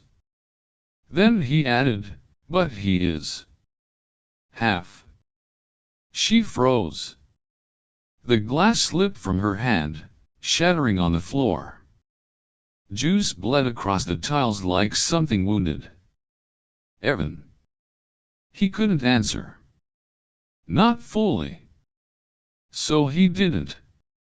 "Where is she from?" Myra asked. "Far." "Does she know about me?" She did. Myra didn't cry. But something in her eyes broke. Quietly. Without noise. Later, Ian touched the window, looking out at the stars. "Does she come back?" he asked. Evan didn't know. And that not knowing carved a space inside him he couldn't fill. He watched the boy sleep that night. Watched the way his fingers curled around the edge of the blanket. The way his breath caught before settling. The way his eyes, when open, knew too much. He remembered Saelry's face. The nights on Tenerife. The silent exchanges. The warmth. The surrender. And he wondered not for the first time if he had ever come home at all. The clinic was 3 hours away. Off-grid. No official records. Evan told Myra he was taking Ian to a pediatrician. Something about an immune scan, allergies. She didn't argue. But her eyes lingered too long on his. The drive was silent. Ian stared out the window the entire time, watching the blur of earth, trees and sky like he was trying to memorize it. The technician didn't ask many questions. Just took the samples, ran the scan, handed Evan a tablet when it was done. 53% human. 47% unknown. Paternal match, 99.996%, Evan Callan. He closed the file. Erased it. Thanked the man and left. Ian didn't say anything until they were halfway home. "Are you scared?" he asked. Evan gripped the wheel tighter. "No." "You're lying." He didn't answer. Couldn't. At home, Myra had made dinner. Ian sat quietly, ate everything, asked for nothing. That night, Evan stared at the ceiling. Saw Ellery's face wouldn't leave. Neither would Myra's. The two women, side by side in his mind. One a memory he broke. One a promise he kept breaking. He drifted to sleep with guilt pooling in his chest like water under a cracked hull. He dreamt of Tenerife. The wind. The touch. The silence. When he woke, it was still dark. He heard voices. Faint. In the kitchen. He got up, padded down the hall. Myra stood by the sink, glass in hand. Ian sat at the table. He looked up at her and said, "Are you my real mom?" The glass didn't break this time. Myra just stood there. "Why do you ask that?" she whispered. "Because you don't feel like her?" Evan stepped in. "Ian." "It's okay," Ian said, looking at him. "I just wanted to know." Myra looked at Evan. A question in her eyes. One he had no answer for. That night, they didn't touch. The next morning, Myra packed a bag. Said she needed to visit her sister. No fight. No accusations. Just distance. Ian watched her leave from the window.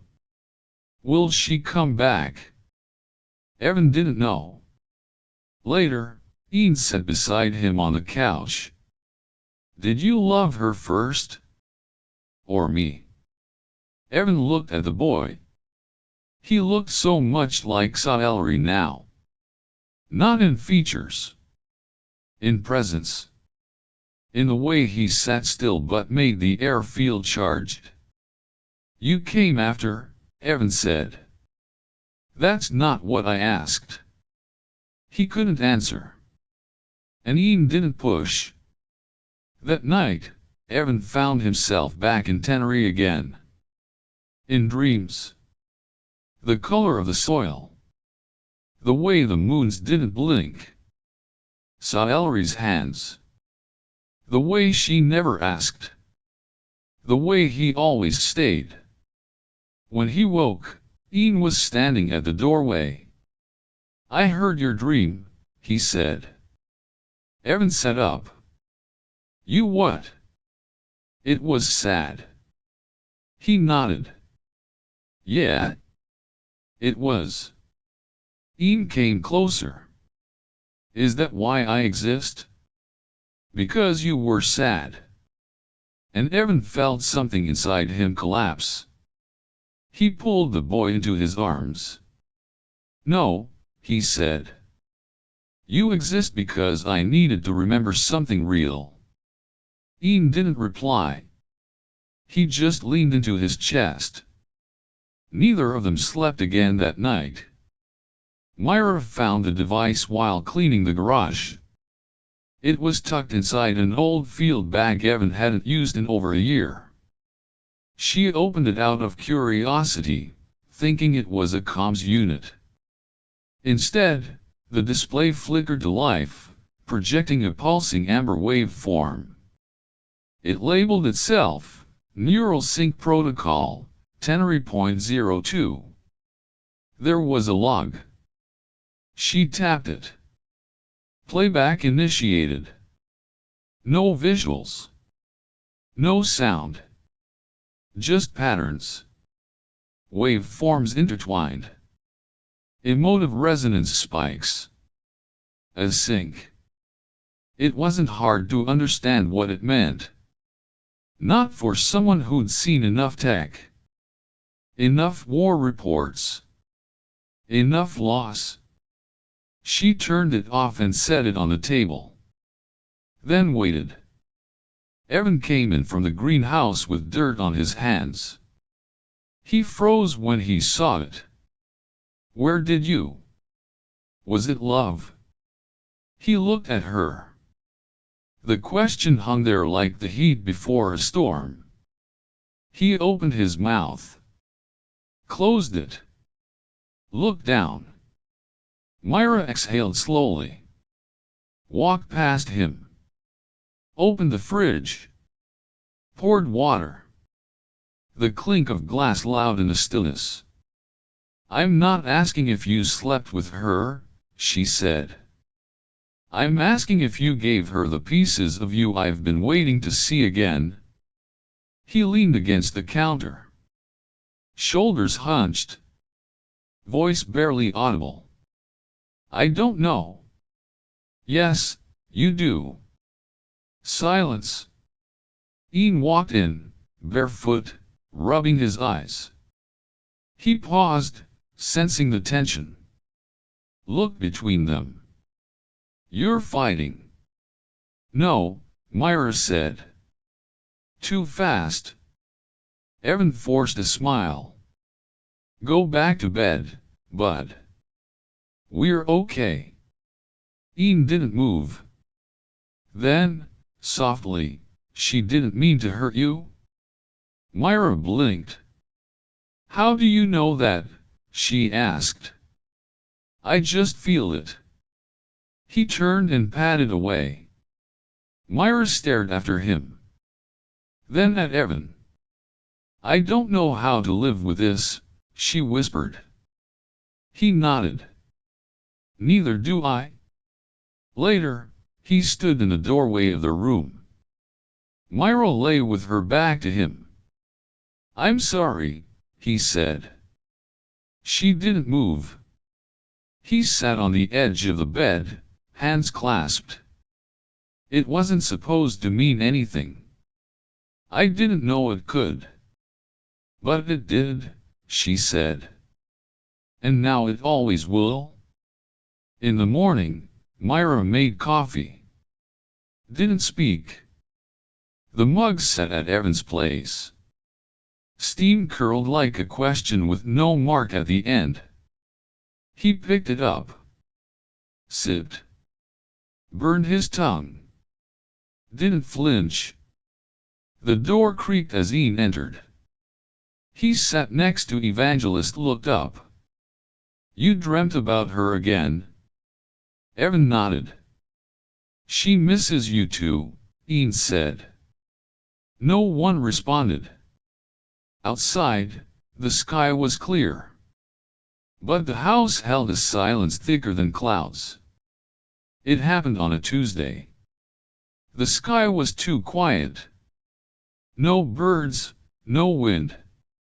Just that kind of stillness that tells you something is already on its way.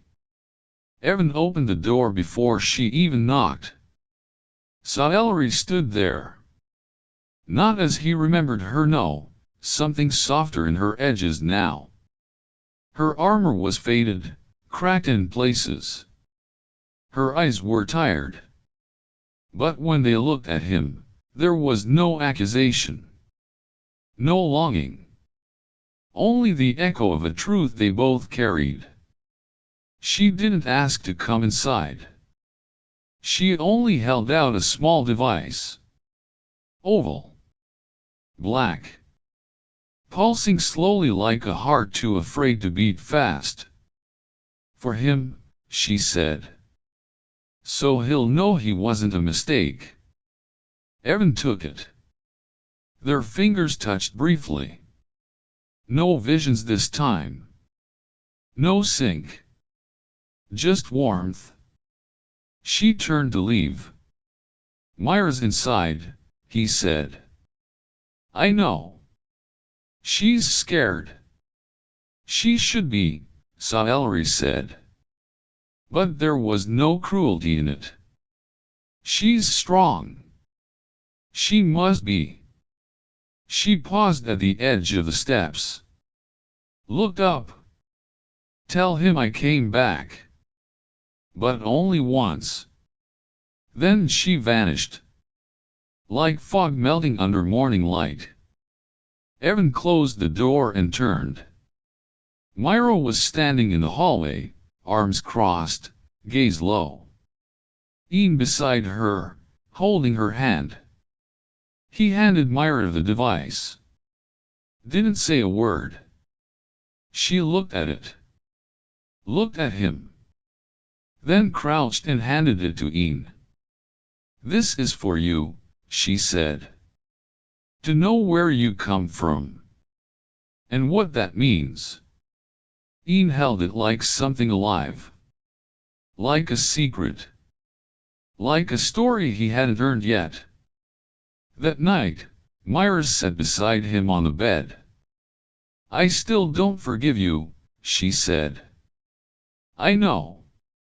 But I'm still here. I know.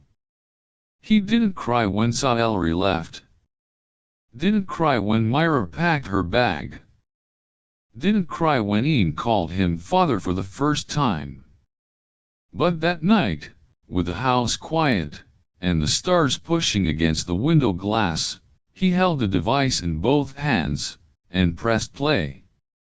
There was no sound. Only pulses. Flashes of emotion.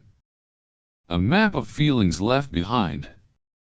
And for the first time since Tenerife, Evan wept. Not from grief. Not guilt. Something older. Something without a name. Ian found him there in the morning, still holding the device, eyes red but open. The boy said nothing. Just climbed into his lap. And they watched the sky turn pale together. He looks up at the stars. And sometimes, I wonder which one holds her silence now. She didn't speak. She didn't need to.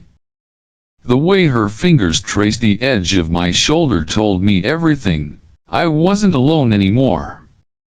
Out here, in the cold metal veins of a space station orbiting nothingness, I forgot what warmth felt like. Not heat warmth. The kind that breathes against your skin. That lingers after touch. That makes guilt taste sweet before it burns. Her skin was pale like starlight, her hair braided like constellations, her presence uninvited, unexplainable, but undeniable. When she stood behind me, silent, her hand resting gently on my shoulder while I stared at my wife's photo, I didn't pull away. I should have. I wanted to. But the loneliness in her eyes mirrored my own. And in that suspended moment, between memory and betrayal, she leaned closer, not to kiss me, not to own me, just to be near. And God, I let her. I used to think radiation was what killed men in space. I was wrong. It's the memory of arms you can't reach anymore. 93 days into the mission, and the hum of the station has become my only companion. The Europa X orbits in silence, circling a frozen planet that no one remembers. I've stopped counting the hours. time here isn't linear, it drips, slides, folds in on itself like airless cloth. Each night, I do the same thing. I pull out the photo, a worn, creased snapshot of my wife holding our daughter. Her smile is small but real, captured just after our child took her first step. I keep it tucked inside my uniform, close to my chest. I look at it like a man looks at land from a lifeboat. Not with hope. Just hunger. Today started like the rest. Systems check. Vitals logged. Satellite adjustments. The routine is what keeps the madness back. But then the proximity alert blinked, a weak signal, organic, barely detectable. I should have dismissed it. Space is filled with phantom readings, glitches. But something pulled at me. Something wordless. I suited up and stepped into the external access pod. The stars felt closer today. The silence more intentional. I drifted toward the source, guided by short thruster bursts. And then I saw her. She wasn't moving. Her body floated just beyond the maintenance corridor, arms slack, legs folded as if in sleep. She wore a red suit, deep crimson, unlike anything from Earth's database. Its seams shimmered faintly, laced with silver patterns that pulsed with a rhythm too perfect to be accidental. I brought her inside. The decontamination process ran automatically. No traceable pathogens. No identification chip. Just a pulse. A quiet, persistent heartbeat. Her face was almost human. Almost. Her skin white, almost translucent. Her features sharp, defined, haunting. And her hair, long and braided like it had meaning. Like each twist was a word in a language no longer spoken. I placed her in a med pod and stared. I told myself it was curiosity. That I was doing my duty. That helping a lost life form was the right thing. But in the pit of my stomach, I knew better. That night, I didn't look at the photo. I sat by the window, eyes on the stars, wondering what she was doing there. Who she had lost. What brought her to drift alone in the void. There was something ancient in her presence, something broken but proud. She woke just before dawn cycle. Her eyes opened slowly, silver with a faint glow that didn't come from any light source in the room. She looked at me. Not startled. Not afraid. Just aware. Deeply, wholly aware. She didn't speak. Neither did I. She reached out, fingers brushing the edge of the medpod's frame.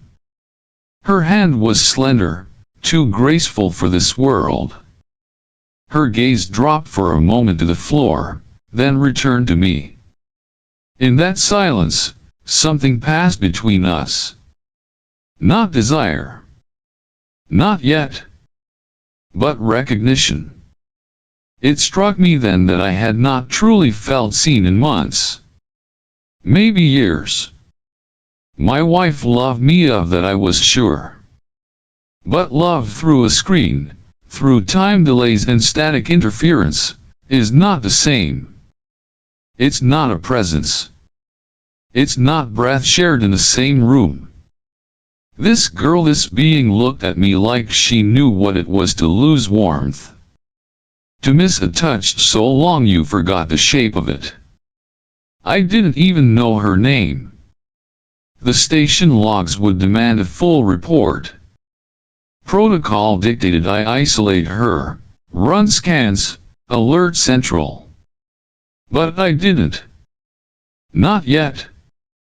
Instead, I sat with her as the artificial day broke, casting pale light through the station's steel corridors.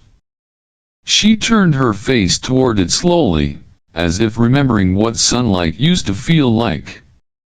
And I wondered, had she ever stood under a real sun? Had someone once held her the way I now long to be held again? She looked at me once more, and this time she smiled. It was not a smile of thanks, nor seduction. It was something simpler, more devastating, recognition of loneliness. I stood, hesitated, then walked away. I told myself I needed rest. But the truth was I didn't trust what was happening in my chest. Later, in my quarters, I reached for the photo. I held it in my palm, staring at my wife's frozen smile. And all I could feel was the echo of another gaze. One that asked no questions, made no promises, but understood everything I couldn't say. I didn't sleep that night. I couldn't. She sat in silence for most of the first day, knees drawn close, eyes flicking from one detail of the room to another like she was memorizing a world not her own. I kept the cameras offline. I'd rerouted the data feeds, cut the system's auto-flagging, and deleted the incoming report requests from Central Command. She wasn't in a database. No known species matched her bias signature. According to Earth, she didn't exist. And maybe that's why I didn't turn her in. Or maybe it was something else. Her presence filled the room even when she didn't move. When I checked her vitals, her skin was cool but not cold. Smooth, not synthetic. She watched my hands closely, as if the act of human touch itself was unfamiliar but fascinating. Her eyes, always alert, held a softness beneath a silver shimmer. Not machine-like. Not predator. Just still. Like someone who had finally stopped running. By the second day, she began to speak. Not full sentences. Just fragments. Echoes of the words I had used around her. My name. Water. Orbit. Simple things. But her tone was precise, shaped. She didn't mimic. She understood. I could feel it in the pauses she left, like she wasn't just repeating but weighing meaning. By the third day, she said my name in a way no one ever had. Like it meant something more than identity, like it was a note in a song only she could hear. Ethan, she said, slowly, like tasting it. That's me, I replied, voice hoarse. She pointed to herself. Lissa. It didn't feel like a name she was giving. It felt like a secret she'd finally allowed to breathe. That night, I stared at the photo again. My wife's eyes were as kind as ever, her smile unchanged. But as I held the image, I realized I couldn't recall the sound of her voice anymore. The calls had stopped 2 weeks ago. Delays, system outages, they'd said. But the truth was, I'd stopped waiting for the signal light. I sat at the edge of the observation deck, the stars bleeding through the glass like frost fire.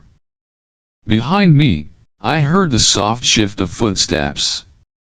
Lissa stood there, no sound in her motion, only presence. Her hair was still wet from the wash unit, braided neatly behind her back. Without a word, she stepped closer. I didn't turn. I didn't speak. I didn't want to break the strange quiet we'd created. Then I felt it. Her hand on my shoulder. Barely a touch, like the memory of one. But it was enough. Something cracked inside me. Not broken but released. I didn't look at her. I kept my eyes on the photo in my lap. She didn't try to take it. Didn't flinch. Just stood with me in that impossible stillness. The guilt came next like ice climbing up my spine. What kind of man feels comfort from a stranger's touch while holding a picture of his wife? But at the same time, that touch was the first human warmth I had felt in 3 months. And perhaps longer, if I was being honest. "You miss her," Lisa said softly, and I didn't ask how she knew. I just nodded. "I miss them too," she added. "Your people?" I asked, voice low. She didn't answer immediately. Her fingers slid off my shoulder, and she walked to the window, pressing one palm lightly to the glass. "Gone," she said. "All of them." She spoke in pieces, the way someone speaks of trauma buried too deep for language. Her planet unnamed in our systems was eradicated. Not by war. Not by plague. But by fear. The Federation had scanned their neural networks, misunderstood their ability to connect, called it infiltration. They wiped the entire species in a defensive strike. Preemptive, they said. She was never meant to survive. "So why are you here?" I asked. She turned, eyes not angry, just tired. To remember what was. I watched her, silhouetted against a field of stars, and felt the air thicken between us. She didn't come here to live. She came here to feel. To find echoes of what she'd lost in others. And I, so certain I was the rescuer, had become the one being rescued from my own erosion. The days blurred after that. We talked more. She learned quickly, her English improving by the hour. She could speak in full sentences by day 5. Her questions were never about technology or Earth. They were about emotion. "Why does missing someone hurt here?" she asked once, pointing to her chest. I didn't have an answer. At night, we would sit by the window. She would watch the light curve around the station's edges, and I would try not to notice how easily her presence filled the void. Sometimes, our hands would touch by accident. Neither of us would move. And always, when I returned to my quarters, I looked at the photo. I didn't cry. I didn't pray. I just stared and asked myself if love could really survive this far from its source. Could a marriage stretched across galaxies still hold shape? Or was it becoming a memory too? The station's AI began flagging anomalies in my biometric data. Elevated cortisol levels. Shifts in neural frequency. Spikes in dopamine at irregular intervals. I dismissed them at first, chalked it up to stress, disrupted sleep cycles. But the readings became consistent. Alarming. Something inside me was changing. I ran a private diagnostic. No pathogens, no physical symptoms. Just reconfiguration. My brainwave patterns no longer matched the baseline recorded when I first arrived. The emotional centers lit up more often, especially during non-stimulated periods. Memory recall was sharper. Dreams more vivid. And then there was the reaction to her proximity. Lisa. She had taken to sitting beside me in silence. Not every hour. just enough to make me forget what being alone had felt like. Sometimes she would speak in that voice of hers, soft, round-edged, as if her words were shaped by empathy instead of sound. The night we connected, there was no ritual, no seduction, no plan. She had entered my quarters, barefoot, quiet.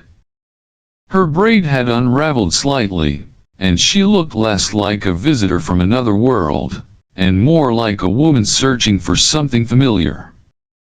I was sitting by the panel, rewatching a blurry video of my daughter's birthday last year. The candle wouldn't light. Everyone laughed. Lisa didn't say anything. She just watched. Then, slowly, she moved closer. Not predatory. Not hesitant. Just present. She knelt beside me, her fingers grazing my wrist.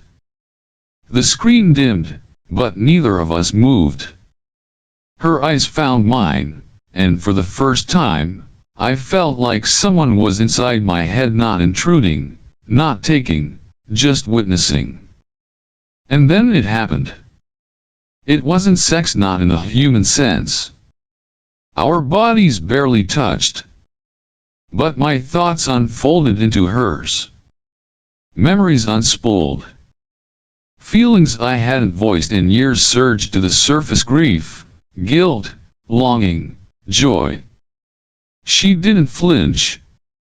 She absorbed them, reflected them, returned them with fragments of her own: starless skies, burning cities, the echo of a mother's lullaby in a dying language.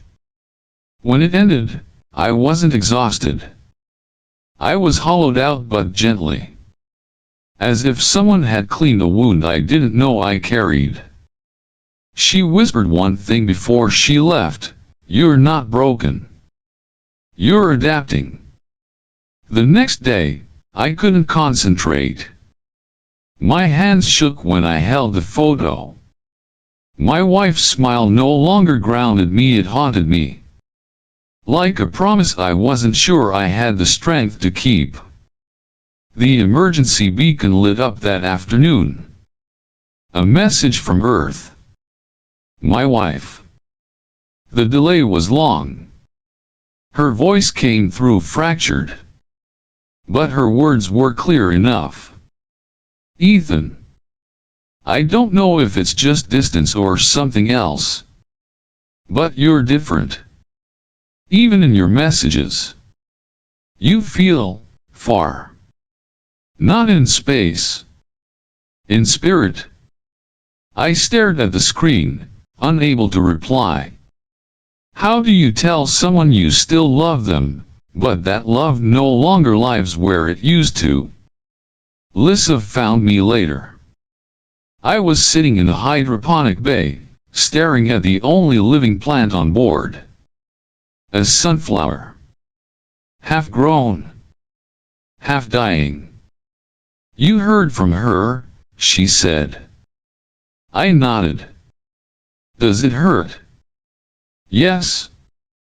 She didn't ask why. Instead, she placed her hand over mine. I noticed how naturally it fit there now. "Your love," she said, eyes downcast, "is always about distance. Reaching. Waiting. Holding on to shadows." I didn't defend it. Couldn't. She was right. Ours, she continued, was never about space. It was about merging. Becoming. Feeling everything, even what is not ours. "That sounds dangerous," I whispered. "So is loving a ghost." I laughed. It sounded more like a gasp. I wanted to say I was scared. That I didn't know what I was becoming. But the words caught in my throat. Because maybe I wasn't becoming anything. Maybe I was finally uncovering what had been buried under routine, duty, loyalty. And maybe, just maybe, it was okay to change. But God, why did it feel like betrayal? That night, I stood by the window, Lisa beside me. I didn't hold the photo. She didn't reach for me. But our reflections overlapped in a glass blurred, shifting, one bleeding into the other. And I wondered if this was what becoming someone else looked like. The alert came at 4:12 station time. Unregistered biological presence confirmed. Initiate isolation protocol. I froze. The message flashed across every screen in the command deck. It was automated, irreversible, and already pinged back to Central Command. Somewhere on Earth, red lights were flashing. Somewhere far, far away, they were already writing her off as a threat. I raced to the observation bay. She was still there sitting by the window, her head tilted slightly as if listening to something I couldn't hear. When she saw my face, her expression didn't change. It was as if she already knew. "They found me," she said. I nodded. My throat was dry. "What happens now?" she asked, not afraid. Just resigned. "They'll come. They'll scan. They'll take you into quarantine. You'll be studied, contained, dissected." I didn't reply. She turned back to the stars, and for a long time, neither of us said a word. The silence between us, once comforting, now buzzed with dread. I had 15 hours before the patrol ship arrived. 15 hours to choose. The escape pod was built for emergencies, not for fugitives. But it had its own NAV system and enough fuel to reach the outer orbit of the ice moons. After that, nothing but dark. I ran simulations. I mapped routes. I calculated probabilities. I did everything except look her in the eyes. When I finally did, it was like breaking the surface after holding my breath too long. "I can help you get out," I said. She blinked slowly. "Why would you do that?" "Because I can't let them erase you." She stood and walked toward me. Her face, illuminated by the overhead glow, looked more alien now. Not because of her features but because of what they held. Loss. Resolve. Love. "Ethan," she said, "if you do this, you will lose everything. I've already lost parts of myself I didn't know existed." "No," she said, reaching out. Her fingers touched my chest, over my heart. "You've only just begun to find them." My hand moved to cover hers. The skin was cold, but the contact burned. "I don't know what this is," I whispered. "Us. You. Me. I don't even know if I'm in control anymore." "You are. But you've confused control with armor. With pretending. You thought loyalty meant silence." I stepped back. The words hit too precisely. I wanted to deny them. Defend myself. But I couldn't. "I didn't touch you because I was lonely," I said. "I touched you because you made me feel alive. And that terrifies me." "I know," she said softly. She walked past me, toward the pod bay. "There's a ship," I said. I know, she repeated. It's dangerous. So is staying. She turned around one last time, just as the warning klaxon began its slow, rhythmic pulse. A countdown had started. 11 hours. They'll ask if you were manipulated, she said. If I used you. If I altered your mind. Did you? She didn't answer immediately. Instead, she stepped forward, placed her hand against my chest again, and leaned in. If love is manipulation, then maybe my species died from loving too much. I closed my eyes. You make me feel like I'm betraying everything I swore to protect, I murmured. Not by touching, she said. By feeling. I pulled away. Not in rejection but to breathe. Everything about this was wrong. Everything about this was real. Later, I sat alone in the control room. My wife's voice echoed from a recorded message, something old, saved from a call months ago. She was laughing. The baby had knocked over soup. I cried. Not because I didn't love her, but because love is not always about staying. Sometimes, love is about letting go of who you were, to find who you're becoming. I left the station door unlocked. I loaded the pod with enough supplies for 2. And then I waited. She came, hours later, without a word. She didn't ask if I was coming. She simply opened the hatch. And I stood there, torn between 2 galaxies. Between who I was and who I was becoming. As the door slid shut, our reflections appeared side by side in the polished metal. So close. So impossibly far. I sent the final message at 5:56, encoded in the private channel only she would know. No voice. No face. Just an image, the photo of her and our daughter, wrapped in time like something sacred. One line of text followed beneath it. I still think of you. Every day. Then I cut the signal. Deleted the log. Let the silence take over. I didn't feel brave. I didn't feel anything at all. The moment I hit send, the air inside the command deck shifted like something old and heavy had finally lifted. Or maybe fallen. It was hard to tell. Lissa stood by the airlock. Her posture was still, but her presence radiated something that felt like grief wrapped in calm. She didn't ask if I meant to stay. She didn't ask what I had told Earth. She only said, "Thank you for not erasing me."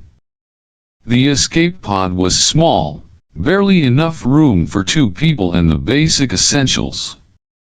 But she moved like she belonged there, like the confined space was a kind of freedom she hadn't tasted in years. We loaded supplies in silence. Each motion deliberate. No wasted words. Her fingers brushed mine once when handing over a data chip. Neither of us reacted. Outside, the patrol ship's signal grew louder. A heartbeat echoing from a world that had already judged her guilty. "They'll search everything," I said. "They'll ask where you went." She nodded. "And you'll say you never knew me?" I didn't answer. Because we both knew I couldn't lie that well. We sealed the hatch. She looked at me one last time. "Not because of love," I whispered, answering the question she hadn't asked. "But because you reminded me what it feels like to be alive." Her smile was a flicker. Nothing more. Then she stepped into the pod. The door hissed shut. I activated the manual launch sequence. No automated log. No beacon. Just a pulse of raw code old, nearly forgotten that told the system to forget this ever happened. The pod slipped away into the void. No trail. No sound. Just vanishing. I watched until the last glimmer of its light disappeared. The station fell quiet again. I returned to the observation deck, where everything had begun. The stars were still there, indifferent as always. I sat in the same chair, held the same photo. But I didn't cry. I didn't speak. I let myself feel what was left. Not grief. Not regret. Something colder. Not because I was lost, but because I had accepted the version of me that would never return to Earth. She hadn't taken anything from me. She'd given me the one thing I never admitted I needed. Release. Not from duty. Not from love. But from the illusion that I was whole. The message from command came hours later. Biological anomaly no longer detectable. Continue mission. Status, green. I sent back the required acknowledgement. That was the last thing I gave them. Now, I move through the halls like a ghost made of skin. The AI responds to my voice, but it no longer recognizes my tone. The plants in the hydroponic bay still bloom. The systems stay operational. But the man who arrived here, the husband, the father, the faithful Earth engineer, he is no longer aboard. And maybe that's the point. Sometimes, you don't lose who you are all at once. Sometimes, you touch a planet that's already gone. And in doing so, leave a part of yourself behind it. I watched my husband fall in love with a ghost not of this earth. I never hit my wife. But I've killed thousands of stories I could have told her. The kitchen was too quiet for a Tuesday evening. The soup on the stove had stopped steaming an hour ago, and the table remained untouched. 2 plates, 2 spoons, and silence in between. Adam stood there for a moment, keys still in hand, staring at the scene like it was a frozen frame from someone else's life. Julia was in the living room, eyes locked to her phone, her face aglow with that familiar blue light. She didn't look up when he came in. She didn't ask how his day went, and he didn't offer. Their greetings had dissolved months ago, replaced by a series of neutral gestures, a nod, a brief hum, the kind of non-language people use when they've run out of trying. Adam was 42, a systems maintenance technician in a mid-sized tech company. His job was predictable, his colleagues forgettable. But it wasn't the routine that drained him, it was the sheer weight of living alongside someone who had once known every corner of his soul, and now barely occupied the same emotional time zone. They hadn't fought in years. There was nothing left to argue about. Disagreement requires friction, and friction requires passion. What they had was closer to a ceasefire. A cohabitation treaty signed in silence. Every night felt like a rehearsal for a life that had already passed. Julia cooked, or sometimes ordered takeout. Adam cleaned, or sometimes didn't. They watched TV, separately. Shared a bed, distantly. The space between them was not measured in inches but in absence. They didn't touch, not out of anger, but because neither of them remembered how. Adam would lie awake at night, watching the ceiling, listening to the soft breaths of the woman who used to dream out loud beside him. He used to count her stories. The way she'd talk about silly co-workers, about novels she wanted to write, about the times she almost ran away to Paris. Now she barely spoke. And when she did, it was to her screen. He didn't blame her. Not really. She had adapted to the new silence. He hadn't. He still carried the rusted machinery of hope that someday she might turn to him again, not out of obligation, but out of genuine desire to know what was going on behind his tired eyes. The worst part wasn't the loneliness. It was the ritual of pretending not to notice it. That night, Adam left the food on the table and walked out again. The street outside was cool and dim, the kind of quiet that made his lungs ache with a freedom he didn't know how to handle. The stars above blinked through a hazy sky. Somewhere far away, someone was probably falling in love. Or out of it. Adam kept walking. And the stories inside him, the ones he'd never told, pressed harder against the walls of his silence, begging to be heard. It was almost midnight when Adam found himself walking with no real destination. The night was unusually quiet, the kind of silence that feels intentional. He wandered through the outskirts of the city, feet carrying him to an old park he hadn't visited in years.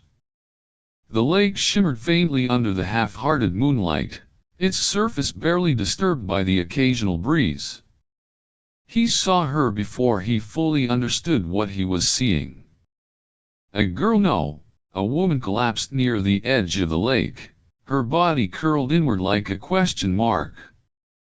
Her long black hair clung to her face, and her bare arms trembled as though fighting off a chill that didn't belong to the air around them. Adam hesitated, instincts warring. He looked around, but the park was empty. She didn't appear injured, but she didn't respond when he called out either. As he knelt beside her, her eyes fluttered open. For a moment, he felt a jolt, not fear, exactly, but something older, deeper. Her eyes were vast, dark, and shimmering, like they held not just tears, but entire histories. "Do you know where you are?"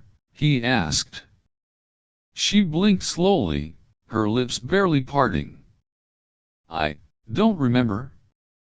Her voice was strange, measured, like each word had to be searched for in a language not quite her own. She sat up slowly, and though her frame was light, he sensed gravity in her presence, like the air thickened around her. "Do you have a name?" A pause. Then, "Lyra. I think." He offered to take her to the police, to a hospital, to someone. She shook her head, barely perceptible, and looked past him toward the forest that bordered the park. "There's an old house, in the trees. I remember the silence there. Take me there. Please." Against better judgment, he helped her to her feet. Her skin was cold, not like someone standing in the night air, but like something that had never been warm to begin with. She leaned on him gently as they walked, but she seemed to know the way, leading him to a long-abandoned cabin hidden under vines and shadows. Inside, the house smelled of old wood and memories no one had bothered to keep. She settled into a corner with practiced ease. Adam stood awkwardly near the doorway, unsure of what came next. He handed her a blanket from a dusty trunk, and for a moment, neither of them spoke. Then, without prompting, she said, "You've been walking the same loop for 7 years. Your feet change direction, but your heart never does." Adam stiffened. What did you say? Lyra looked at him, not at his face, but through it. You died 7 years ago. Not your body, but the part that used to dream. That part hasn't breathed since. His mouth opened, but nothing came out. How could she know that? He hadn't told anyone, not even himself. She tilted her head. I don't hear words. I hear weight. Adam sat down across from her, not realizing how close he had moved. Her presence didn't comfort him, but it didn't scare him either. It disturbed him in a way that felt honest. She barely ate. He offered her water, bread, even fruit from a vendor on the walk over.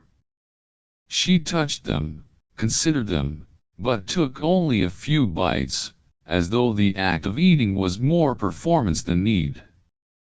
That night, he stayed longer than he meant to. She slept with her eyes partly open. Her chest didn't rise and fall. He leaned closer and saw no heartbeat, no breath. But she wasn't dead. When he left, the door creaked softly behind him, and the cool air outside wrapped around him like a question with no answer. For the first time in years, Adam felt like something was beginning, even if he didn't yet understand what. And deep in his chest, the old machinery stirred. Adam went back the next day.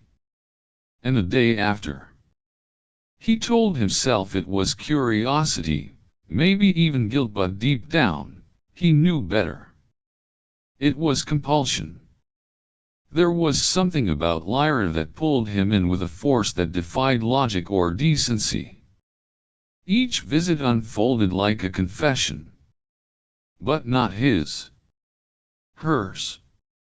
Yet, somehow, she spoke of his childhood with frightening accuracy: the shape of his father's belt buckle, the song his mother used to hum when she braided his sister's hair, the exact feeling of standing on the rooftop during his first thunderstorm, the shame and wonder mixed together. He never told her any of this. Still, she recited his memories as if she had lived them, too. I don't remember things the way humans do, she said once. I feel what you hide. What your own mind tries to forget. There was no physical contact. No flirtation. Nothing that could be framed or named. But Adam would walk home with a strange electricity running through his veins, his chest hollowed and then filled again with something raw, like breath on a frozen window pane. At home, Julia felt further away than ever. She would ask if he was okay, not out of care, but habit. He would say he was tired. She would nod and return to her screen. Even when he sat next to her, Adam felt like he was intruding on a life she had already begun living without him. Lyra had shown him something different: not love, not comfort, but resonance. She taught him to listen to the echoes inside his own mind. He learned to recognize the micro-emotions buried under his daily mask, the quiet envy of couples laughing on sidewalks, the guilt when deleting old voicemails from his mother, the ache of having dreams with no audience. She called it emotional frequency alignment. A bond formed not through words or looks, but through a kind of neural tuning, like two instruments vibrating at the same wavelength. Adam started writing again. Long-forgotten journals came out from the bottom drawer. His words poured like water breaking through a cracked dam. He wasn't writing about Lyra, not directly, but she was in every line. Every metaphor tasted like her silence. Julia noticed. She didn't know what it was, but she felt the absence. Adam's mind, his attention, His presence, it had shifted somewhere else. She asked one night if he was seeing someone. He said no. But when she asked, "Is there something you want to tell me?" he couldn't answer. Instead, he looked at her like she was a story already written, one he had memorized but no longer recited aloud. Julia cried in the bathroom that night. Quietly.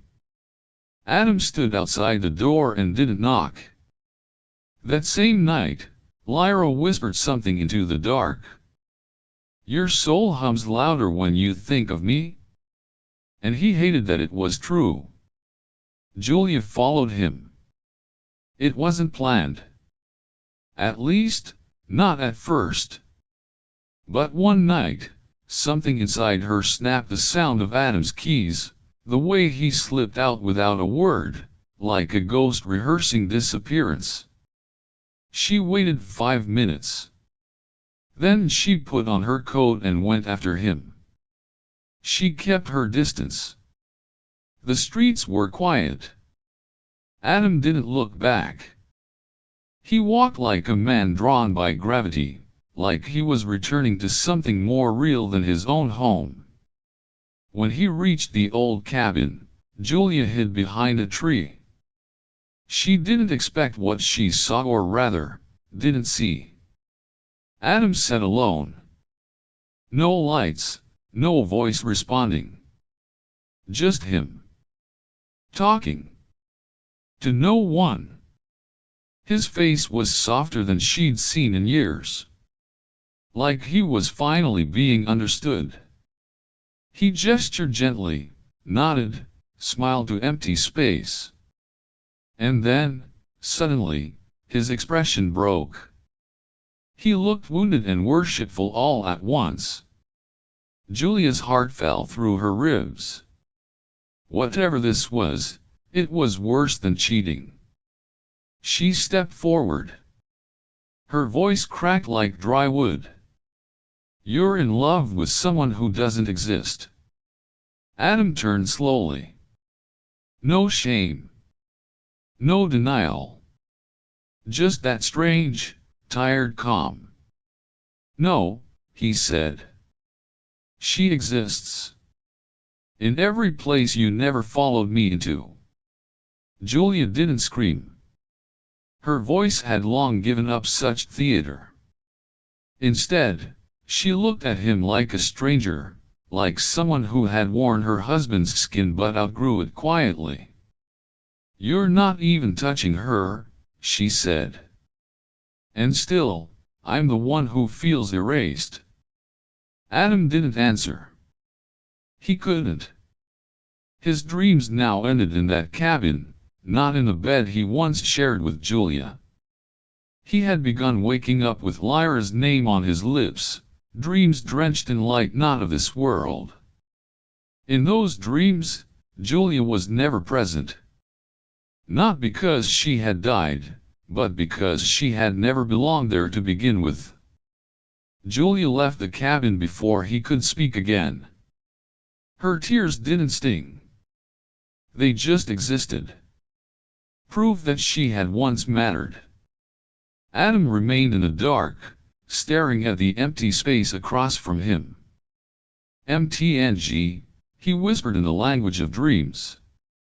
"But now you're just a dim reflection of yourself." And silence swallowed everything that followed. Lyra was gone. One morning, Adam returned to the cabin and found nothing but dust and air.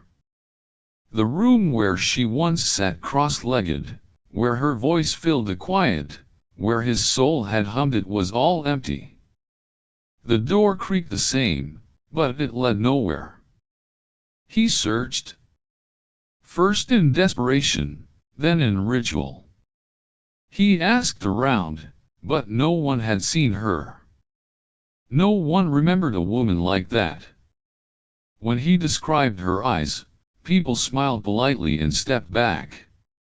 When he said her name, it echoed too strangely in the air, like a word from a dream trying to survive in waking life. The cabin was demolished 3 weeks later. Condemned by the city. Adam watched the wrecking crew tear through the walls like they were ripping out pieces of memory. No one else stood there to grieve it. Julia had already left by then. Her things disappeared one afternoon without ceremony. She left no note. He didn't call. There was nothing left to say that hadn't already turned to silence years ago. Adam tried to return to work, to routine, to something resembling the scaffolding of normal life. But everything sounded hollow. He moved through his days like a man wading through shallow fog. People spoke, but their words passed through him like wind through branches. Still, every day, he walked back to the park. Under the old tree where he first met her, he buried a small wooden box inside, folded pages of letters he wrote to Lyra. He never signed them. He didn't need to. They were filled with memories she had shown him, and questions he still whispered into the sky. "Did you ever exist?" he wrote once. "Or did I dream you into being just to remember who I used to be?" He didn't want an answer. Not really. The ache of not knowing had become its own kind of comfort. A bruise he could press to remind himself he was once alive enough to feel. He didn't try to heal. He didn't want to. Because in Lyra's presence, even if imagined, he had felt something more real than anything in the daylight. He had touched the outline of himself raw, unfiltered, unapologetically yearning. Maybe she was never flesh. Maybe she was just the last part of his soul trying to speak before fading completely. Not everyone needs someone beside them. But everyone needs someone who can understand their silence. And so Adam stayed. On Earth. Writing letters to a ghost that might never have been. And for him, that was enough. She knocked on my door. Same rhythm. Same pause between the taps. But my wife died 3 years ago. And yet, there she was. Her voice whispered my name. Her eyes held memories only we had. But her skin shimmered with a color that didn't belong to Earth. I wanted to believe it was her. I needed to. But what if love survives, by becoming something else? This is not a story about who she was. This is a story about who I became when she returned. She knocked like it was still her home. But I buried her 3 years ago. The knock came at 2:17 a.m. Ethan had been awake, not working, not reading, just sitting in a dim kitchen light with an old mug of something cold in his hand. He hadn't expected anything. Not at that hour. Not in that silence. But the knock was calm. Not rushed. 3 slow, steady taps. As if the person on the other side knew exactly how he'd remember them. He stood up. The hallway was dark, the walls humming gently with the life support systems. The door's security light blinked green. Someone had overridden the outer lock. He opened it. And time broke. She stood there. In a suit the color of blood and sunset. Not armor, not clothing, something in between. Her hair was dark, almost blue, braided tightly down her back like rope from another world. Her skin shimmered faintly under the porch light, white, but not warm. Almost translucent. Her ears, sharp, inhuman. But her eyes. Her eyes were Amelia's. He didn't speak. Couldn't. She did. "Ethan, it's me." Just like that. No hesitation. As if he should know. As if nothing had passed. As if 3 years hadn't been swallowed by grief, by silence, by stars. He backed one step into the corridor, breath caught halfway between a gasp and a scream. "Who are you?" he asked, finally, though it came out broken. She didn't move. Didn't plead. Just looked at him like he was the one who had changed. "I remember our window in autumn," she said. "How you used to drink coffee but never finish it. How we painted the hallway and left a handprint under the paint. I remember the name you whispered when you thought I was asleep." Ethan's throat closed. The hallway around him shrank. It was impossible. He had buried Amelia after the disaster on Moon Relay Station 9. No remains had been found. Just a melted batch. Her voice lost in static. Now she was standing at his door. But not her. Not exactly. "Why do you look like her?" he asked. The question came out angrier than he expected. "Because I am her?" A beat. Then another. He stepped forward. Not to embrace. Not to touch. Just to see more clearly. The face was perfect, but something in the texture, the shimmer beneath her skin, wasn't human. Or maybe too perfect to be human. "You're not real," he whispered. She didn't argue. "Then why are you here?" he asked. She paused. Her lips parted, but no words came. Then, simply, "Because you never stopped waiting." The air grew colder. The silence between them stretched, heavy with everything unsaid. Ethan wanted to slam the door. But his hand didn't move. He wanted to scream. But his voice was a stone in his chest.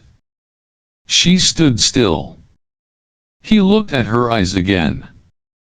The same shade of green. The same flicker when she was nervous. The same tear forming in the corner, not falling, not quite. She remembered. And he remembered remembering. Then she said, "If you want me to go, I'll go. But don't pretend you don't know who I am." And that was the worst part. He did know. Somehow, in some twisted, aching way, he knew. He stepped aside. She didn't smile. She just walked past him, quietly, like she belonged there. And in the doorway's glow, he caught the faintest scent, like the perfume Amelia wore once, before the accident. Before the silence. He closed the door slowly. Outside, the stars watched without blinking. Inside, Ethan stood in the dark, beside the woman who might be his wife. Or might be something else. And he wasn't ready to know which. She remembered the hotel room in Venice. But not the way humans cry. The next morning, Ethan didn't sleep. He just watched her, watched how she moved around the kitchen like she remembered where things had been, though he had rearranged it a year ago. She reached for the sugar in the wrong cabinet, then smiled and corrected herself, like catching a memory mid-flight. "Why Venice?" he asked, coffee untouched between his hands. She looked up, no hesitation. "Because we missed the train, and you said missing it was better than making it. We walked until our shoes were soaked. I got a blister on my left heel. You carried me across the last bridge. Everything was right. The details. The rhythm. But her voice had no stumble. No searching. It was too clean, like a story told, not remembered. He pushed harder. What color was the blanket in the hotel? Dark green, with a gold stripe at the bottom. You spilled wine on it and tried to hide the stain with your jacket. His stomach twisted. That wasn't something even Amelia's mother knew. But she said it like she was reading a report. Not laughing. Not embarrassed. Not there. He stared at her. She stared back, patient. Too patient. You sound like a recording, he muttered. A flicker in her eyes. A hesitation. I'm not, she said. I remember you, Ethan. I remember what it felt like to watch you sleep. He stood. Then tell me this. What did I say when you left for Relay 9? She paused. This time longer. You said, don't be a hero. He shook his head. No, I said, come back bored. Because I knew boredom meant safe. She didn't argue. Didn't correct herself. She just nodded. I forgot that. For the first time, her voice cracked. Slightly. That scared him more than her perfection. By noon, Ethan had already made the call to a contact from his old lab days. Discreet. Off record. A mobile unit arrived by dusk, with tools to scan without leaving evidence. She didn't resist. She let them draw blood. Scan neural pulses. Run patterns across every major cerebral lobe. Ethan sat on the opposite end of the room while the analyst read results from a narrow blue tablet. Genetically, the woman said, she's 82% a match to Amelia Rowe. That's extraordinarily high. But there are anomalies. Non-human sequences. Neural structures not typical to human cognition. In English, Ethan said flatly. She's not your wife, the woman said. But she's made of her? Silence again. After the analyst left, Ethan stayed seated. The girl no, the thing stood at the window, looking out. Stars blinked above the field. Far, cold, familiar. You used her, he said finally. No, she replied softly. I was her. He barked a bitter laugh. Don't play this game. I'm not. I carry her memories because I was built from her end. Her neural echo. Whatever remained in the void when the pod collapsed. That's not being her? No. But it's being something. He walked closer. Stopped halfway. You feel anything? At all? She turned. For the first time, her expression changed, not mimicking human empathy, but trying to. I don't know how to cry, she said. Not like you. But I know what it meant when you whispered her name in sleep. I feel that, in waves. Ethan looked away. I wish you were just a copy, he muttered. Just clean data and false skin. Why? Because then I could throw you out. Silence. I'll leave, she said. He didn't answer. I'll leave if you ask me to. Still nothing. She turned back toward the stars. "I don't want to replace her," she said. "I just wanted to come home." And for a moment just one he believed her. But he didn't know which her he believed in anymore. We didn't touch. But I didn't want her to leave. The lights were low that night, not by choice but because Ethan hadn't changed the hallway sensor in weeks. Outside, a faint violet glow from the outer moons filtered through the window slits like diluted starlight. The space station hummed in a familiar way, the sound of recycled air, distant gears, and everything that said you're alive, but alone. She sat across from him on the edge of the couch. Legs crossed. Hands in her lap. Not moving. Not speaking. Ethan sipped something lukewarm. It wasn't coffee. He wasn't sure what it was anymore. Just something to hold. She finally said, "This body feels foreign." He didn't answer. "But next to you," she hesitated, her voice lower, "I feel like I belong again." That word. Again. Like it had ever left. Ethan stared at the device on the table between them. A portable recorder. He had once used it to track data logs.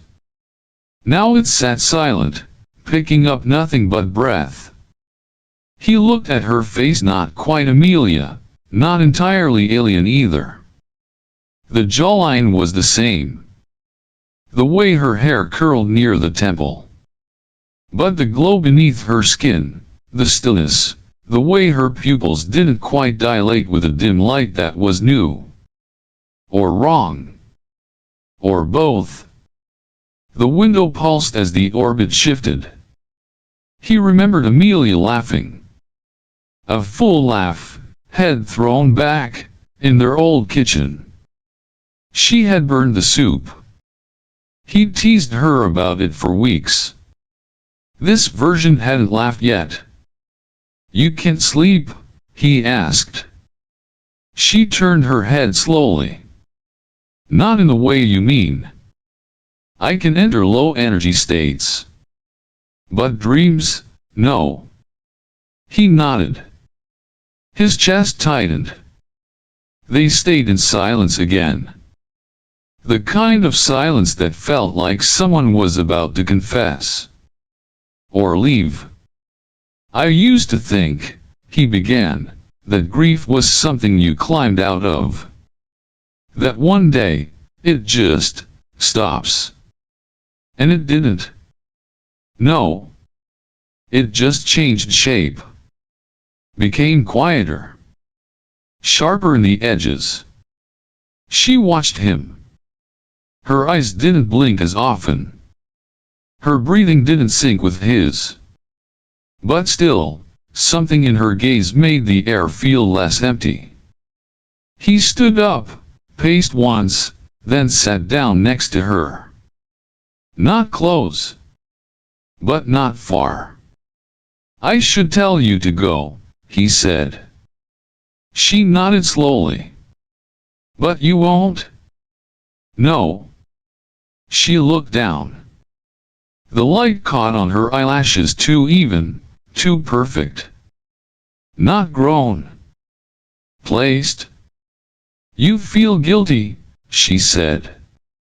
"I don't even know what for." "For sitting here?" "Maybe." She uncrossed her legs, turned slightly toward him. "I didn't come back to break what you had. Or have. What do you want then?" She didn't speak for a long time. "Then, to be near something real. Something that remembers me." Ethan leaned back. He stared at the ceiling. His mind wandered. To nights he fell asleep with Amelia's back against his chest. To how her body always found a way to curl into him in sleep. To the way she smelled of mint and something else he never identified. He glanced at the figure next to him. She didn't have a scent. Not really. But she had presence. And it didn't feel wrong. Just incomplete. His hand moved, then stopped. Inches from hers. Not touching. She looked at him. You don't have to touch me. I already know. He nodded. He didn't ask what she meant. And when he finally drifted into a half-sleep, head tilted against the couch, she remained seated, her head turning slowly toward the window. He dreamed of nothing specific. Just warmth, breath, a rhythm. And when he woke, just before dawn's artificial glow returned, she was still there. Not human. Not gone. But here. And somehow, that made the silence feel less cruel. What if the one I buried is still out there? The message came at 4:02 a.m. Not a knock. Not a whisper. A digital ping from the Space Authority classified. Ethan opened it without thinking. They found her. Amelia. Alive. Cryopod 77B had been recovered from the drift field near Cassiopeia's edge. Damaged, but intact. She was unconscious. Stabilized. Breathing. He dropped the tablet. It clattered against the metal floor like a gunshot. In the other room, she stirred. Not Amelia. Not exactly. But the one who had sat beside him all night without asking for anything.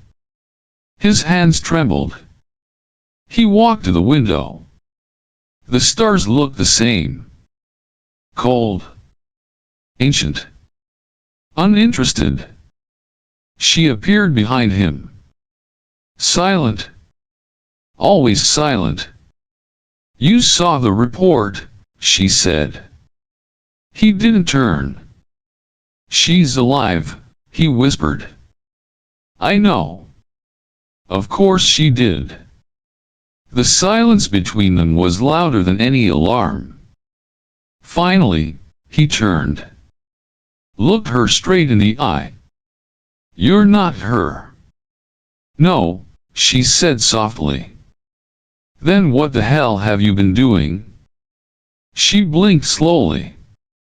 Trying to remember what it felt like to be loved. That wasn't yours to want. No, she agreed again. But I carried it anyway. He stepped back, as if she were radioactive. Why now? He asked. Why show up right before? I didn't know she would return. I didn't come to replace. I came to finish something that never ended. He wanted to scream.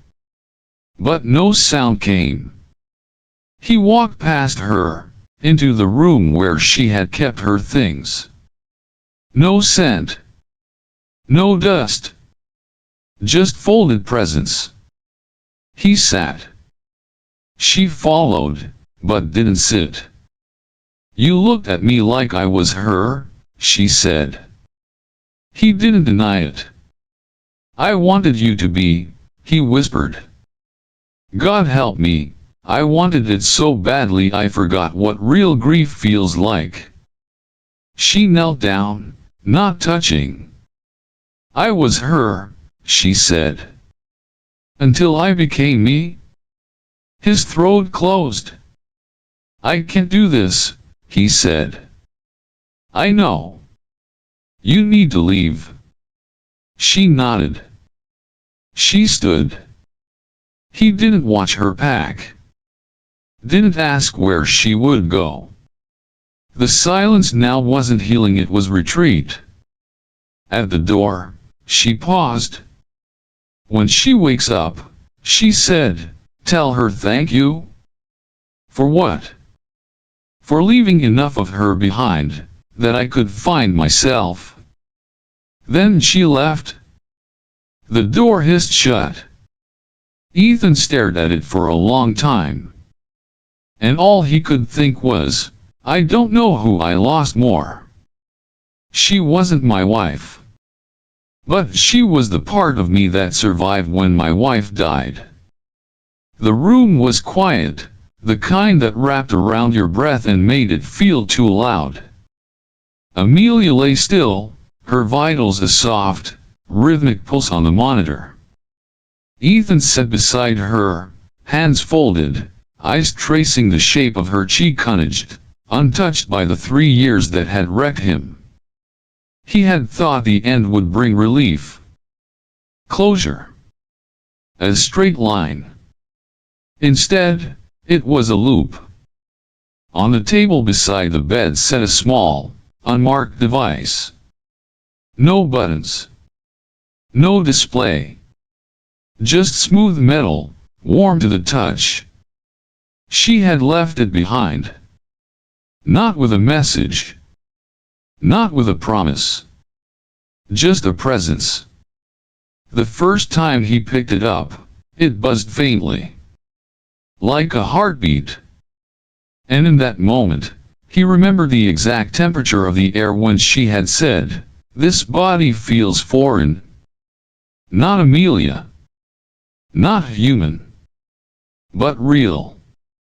Somehow. Each night, after the nurses dimmed the lights, Ethan would hold the device between his palms. Nothing visual. Nothing spoken. But he felt a kind of echo, shaped like a memory he never made. Not scenes, emotions. A tangle of longing and stillness. A whisper of warmth that wasn't his, but knew him anyway. He never cried. There was nothing to mourn. Not anymore. One morning, he found himself speaking aloud. "I don't know your name." The room didn't answer. Neither did the machine. But his voice felt less alone. Amelia stirred once, weeks later. Just a twitch. A flicker under her eyelid. He held her hand gently, didn't speak. She didn't wake. He didn't rush it. He had stopped counting time. People came. Doctors. Old colleagues. One brought champagne. Another brought condolences. He accepted both with the same nod. When asked how he was, he said, "Here." No one asked what that meant. Sometimes, he walked through the shipyard at night. Past the docking bays. Looked up at the stars that had once swallowed him whole. He never searched for her. Not the original. Not the echo. Not anymore. But each night, when the world shrank back to 4 walls and a pulse on a screen, he held the small metal shape in his hand and closed his eyes. Not to remember, but to feel what survived. He thought it was over. A mistake on a distant planet. A moment he buried in silence. But then she came back. Wrapped in red light, holding something in her arms. A child. She didn't accuse him. She didn't cry. She just looked at him and said, "This is your child, human." And in that moment, he realized the past never stays in space.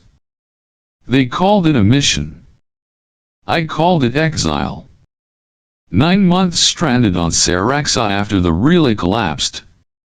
9 months breathing air that wasn't quite oxygen. Drinking water that tasted of iron and memory. Listening to my own voice echo off metal walls. The silence got into your bones after month 3. By month 5, I stopped responding to the journal prompts HQ had preloaded. By month 7, I started talking to the wind. By month 9, I met her. She wasn't human. I didn't know what she was at first. Just a shape moving through the violet mist, silent and upright. Like a mirage that forgot to disappear. The suits had warned us about possible sentient life forms. But no visual matched what I saw that day. Tall. Bipedal. Skin like glass beneath flame. Eyes that reflected more than light. They reflected me. She didn't speak. Didn't need to. When I approached, I felt something shift in the air. Like a second heartbeat pressing through my skin. I raised my hands. She didn't flinch. Instead, she reached forward, 2 fingers extended, and touched the inside of my wrist. That was when it began. The link. Not words. Not thoughts. Something older. More cellular. A current of understanding that ran beneath language. She showed me her world. Not in visions, but in impressions. The taste of light. The weight of silence. The way her people shared memory through contact. When they say we connected, it sounds too simple. What happened that night was not simple. She brought me to a cavern deep beneath the canyons. Bioluminescent vines curled like veins through stone. Warmth pulsed from the walls like a second skin. She stood before me, armor stripped away, not naked, but elemental. I didn't touch her. She touched me. A hand to the chest. A breath in sync. And something ancient inside me surrendered. I didn't call it sex. It was alignment. An echo sinking to its source. A body remembering how to feel another soul without breaking it. We didn't speak. But when it ended, she rested her forehead against mine. Her eyes closed. Mine didn't. I was already forgetting what Earth smelled like. 3 weeks later, extraction arrived. I never saw her again. I returned to Tranquility Base. Got debriefed. Scrubbed. Scanned. Reindoctrinated. Anything unusual during planetary isolation, they asked. Just storms. And solitude, I replied. They nodded. Marked my answers. Moved on. I went home to Lena. She held me like I'd been gone a decade. I held her like I might vanish again. She asked what happened. I told her I worked. I slept. I watched stars that didn't blink. I didn't tell her about the way Saraxa's wind sounded like singing. Or the way that touch still buzzed beneath my skin like phantom voltage. I buried that night beneath silence. Under the weight of we don't talk about what we don't understand. But sometimes, I dream. In the dream, she doesn't speak. She only reaches. 2 fingers. Inside wrist. And I remember. I didn't call it betrayal. I called it survival. The knock was soft. Not frantic. Not tentative. Just precise. Evan opened the door with half a breath still caught in his throat. Morning light spilled across the porch, and standing in it, framed by sky and silence, was the shape he had buried in dreams. Ryan. Her skin shimmered less here. The atmosphere dulled her glow, but not her presence. She wore a red cloak over what looked like adaptive armor. In her arms was a bundle of cloth, dark, still, breathing. She didn't smile. She didn't accuse. She simply said, "This is your child." He didn't move. She stepped forward and placed the bundle in his arms. It weighed almost nothing. Except it carried everything. He looked down. The baby had dark hair, pale skin. At first glance, human. But then, the eyes opened. Not blue. Not brown. Not any earth color. They shimmered with soft light. Reflective. Deep. Like starlight filtered through water. His hands trembled. He nearly dropped the child. Ryan steadied him with a single touch to his elbow. He doesn't need you to love him. Just to know him. Evan blinked. Why now? She looked toward the horizon. Because you forgot me. But not what we became. That night wasn't silence. It was seed. He opened his mouth. Closed it. Words were ash. Ryan brushed her fingers across the child's forehead. Her expression didn't change. But something in the air seemed to sigh. He doesn't belong to me, she said. Not anymore. Then she turned. No goodbye. No cry. Just the crunch of footsteps against gravel and the faint hum of something leaving. He stood there, still holding the child, long after the wind had erased her shadow. Inside the house, Lena stirred. Dishes. The sound of a kettle.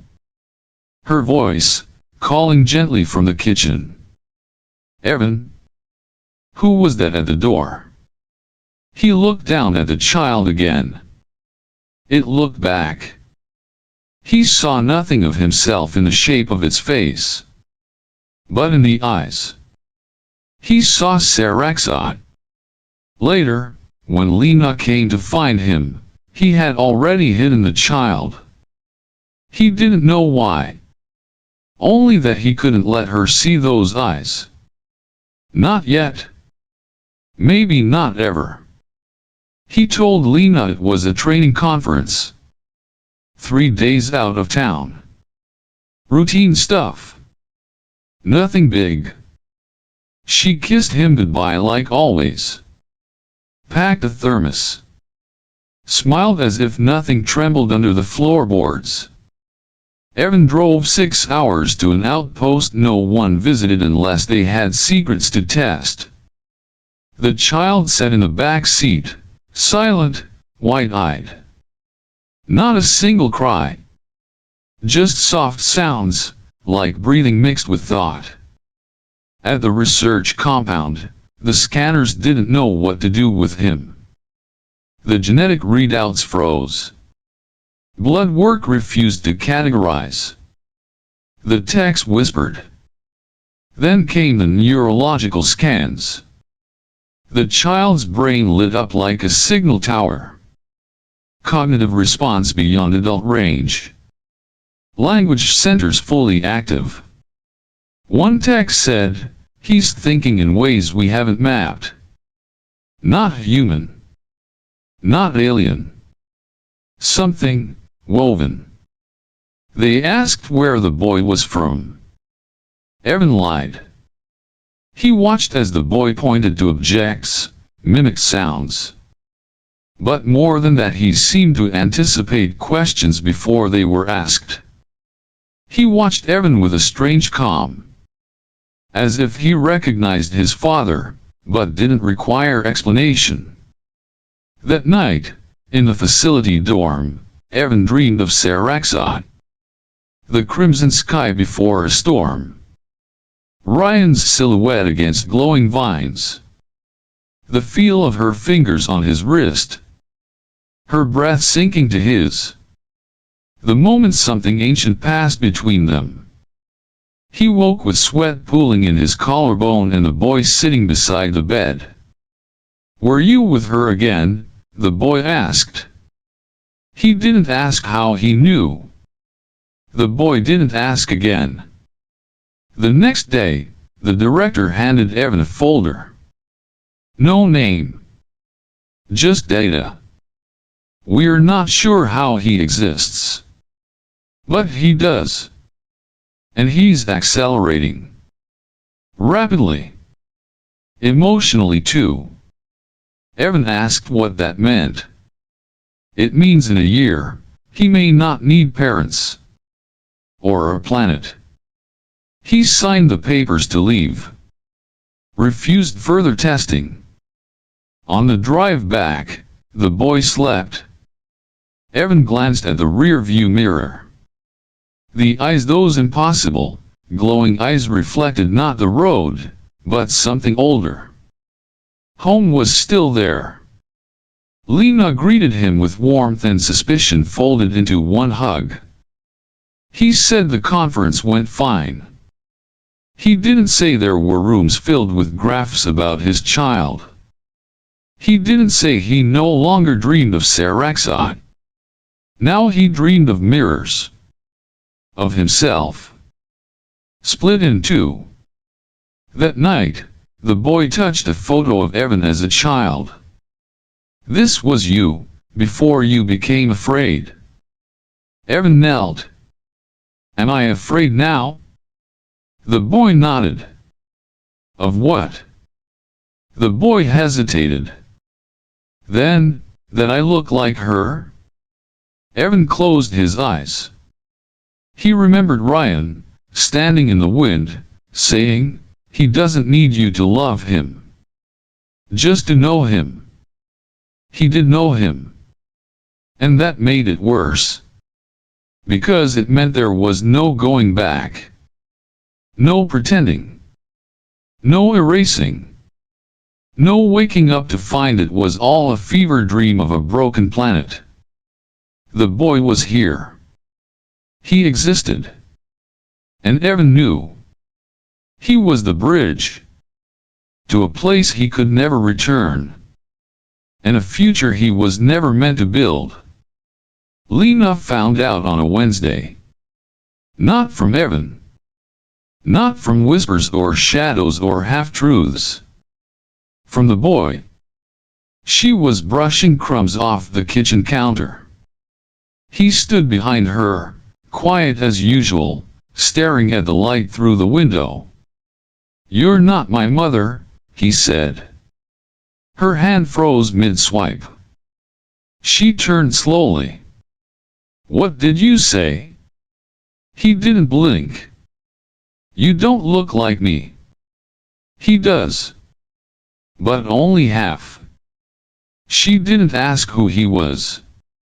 She already knew. Evan came home that night to silence. No music. No smell of food. Just the boy, sitting on the couch. And Lena, sitting across from him. She looked up. "He told me." Evan didn't ask what. He just nodded. She didn't cry. She didn't scream. She said, "You didn't sleep with her. But you gave her a part of you I never had." He sat down, slowly. The boy watched both of them like a question no one dared answer. "I didn't mean for it to happen," Evan said. "I know. But you let it. And now he's here. He didn't choose this either."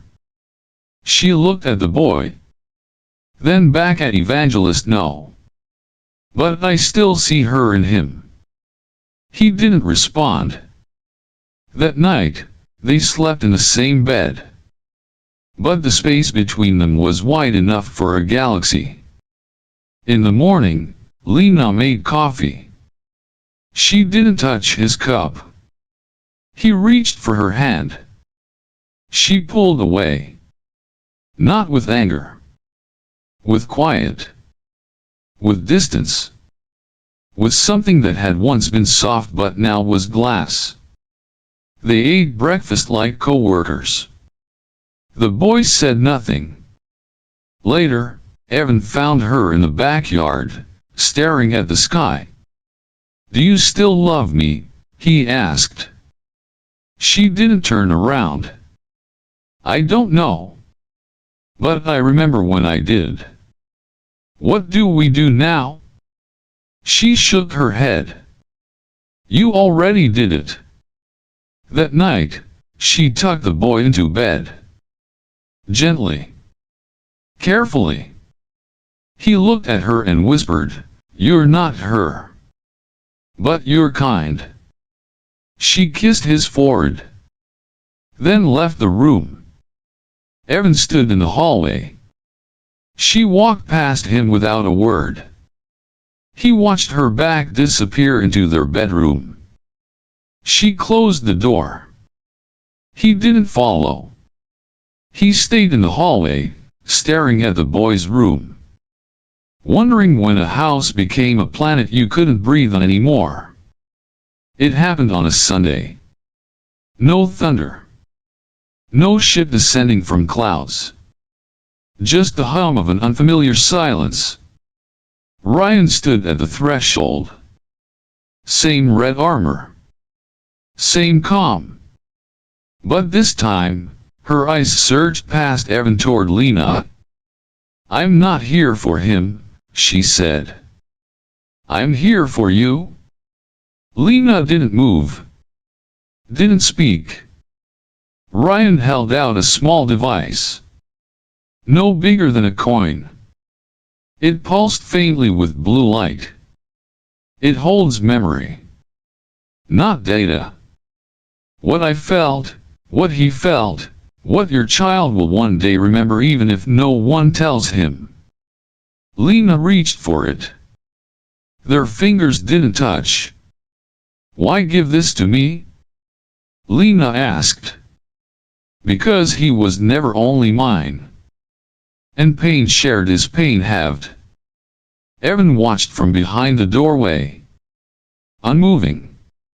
He wanted to step forward. To interrupt. To apologize again, or defend, or ask for nothing but time. But this was not his moment. Ryan looked at the boy, who stood in the hall, quiet, watching. Then back to Lena. "He needs a world. You still have one." Lena looked at the child. Then at the device. "Will you come back?" she asked. Ryan shook her head. "This is my last step into your sky. No tears. No dramatic goodbye. Just a nod. A slow turn. And a soft rustle of grass under alien boots." When she was gone, the boy walked to Lena. He placed his small hand against her knee. Said nothing. Lena knelt. She held him. Not tightly. Not like a mother desperate to rewrite biology. But like someone choosing.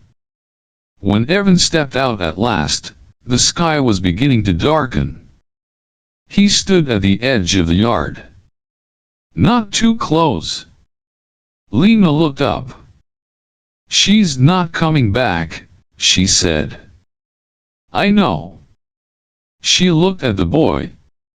Then at Evangelist. "But he is. Every day." Evan nodded. "He didn't choose any of this." She exhaled. "No. But I can choose how I see him. And I choose not to see her. I choose to see him." The boy looked at Evan. His eyes shimmered faintly. "Dad." The word hung in the air. Evan didn't answer. He just stepped forward. And the boy smiled. In the distance, the wind shifted, carrying with it no voice, no goodbye. Just the echo of someone who had once touched them both, and now lived only in memory. Somewhere between stars and skin. And that was enough.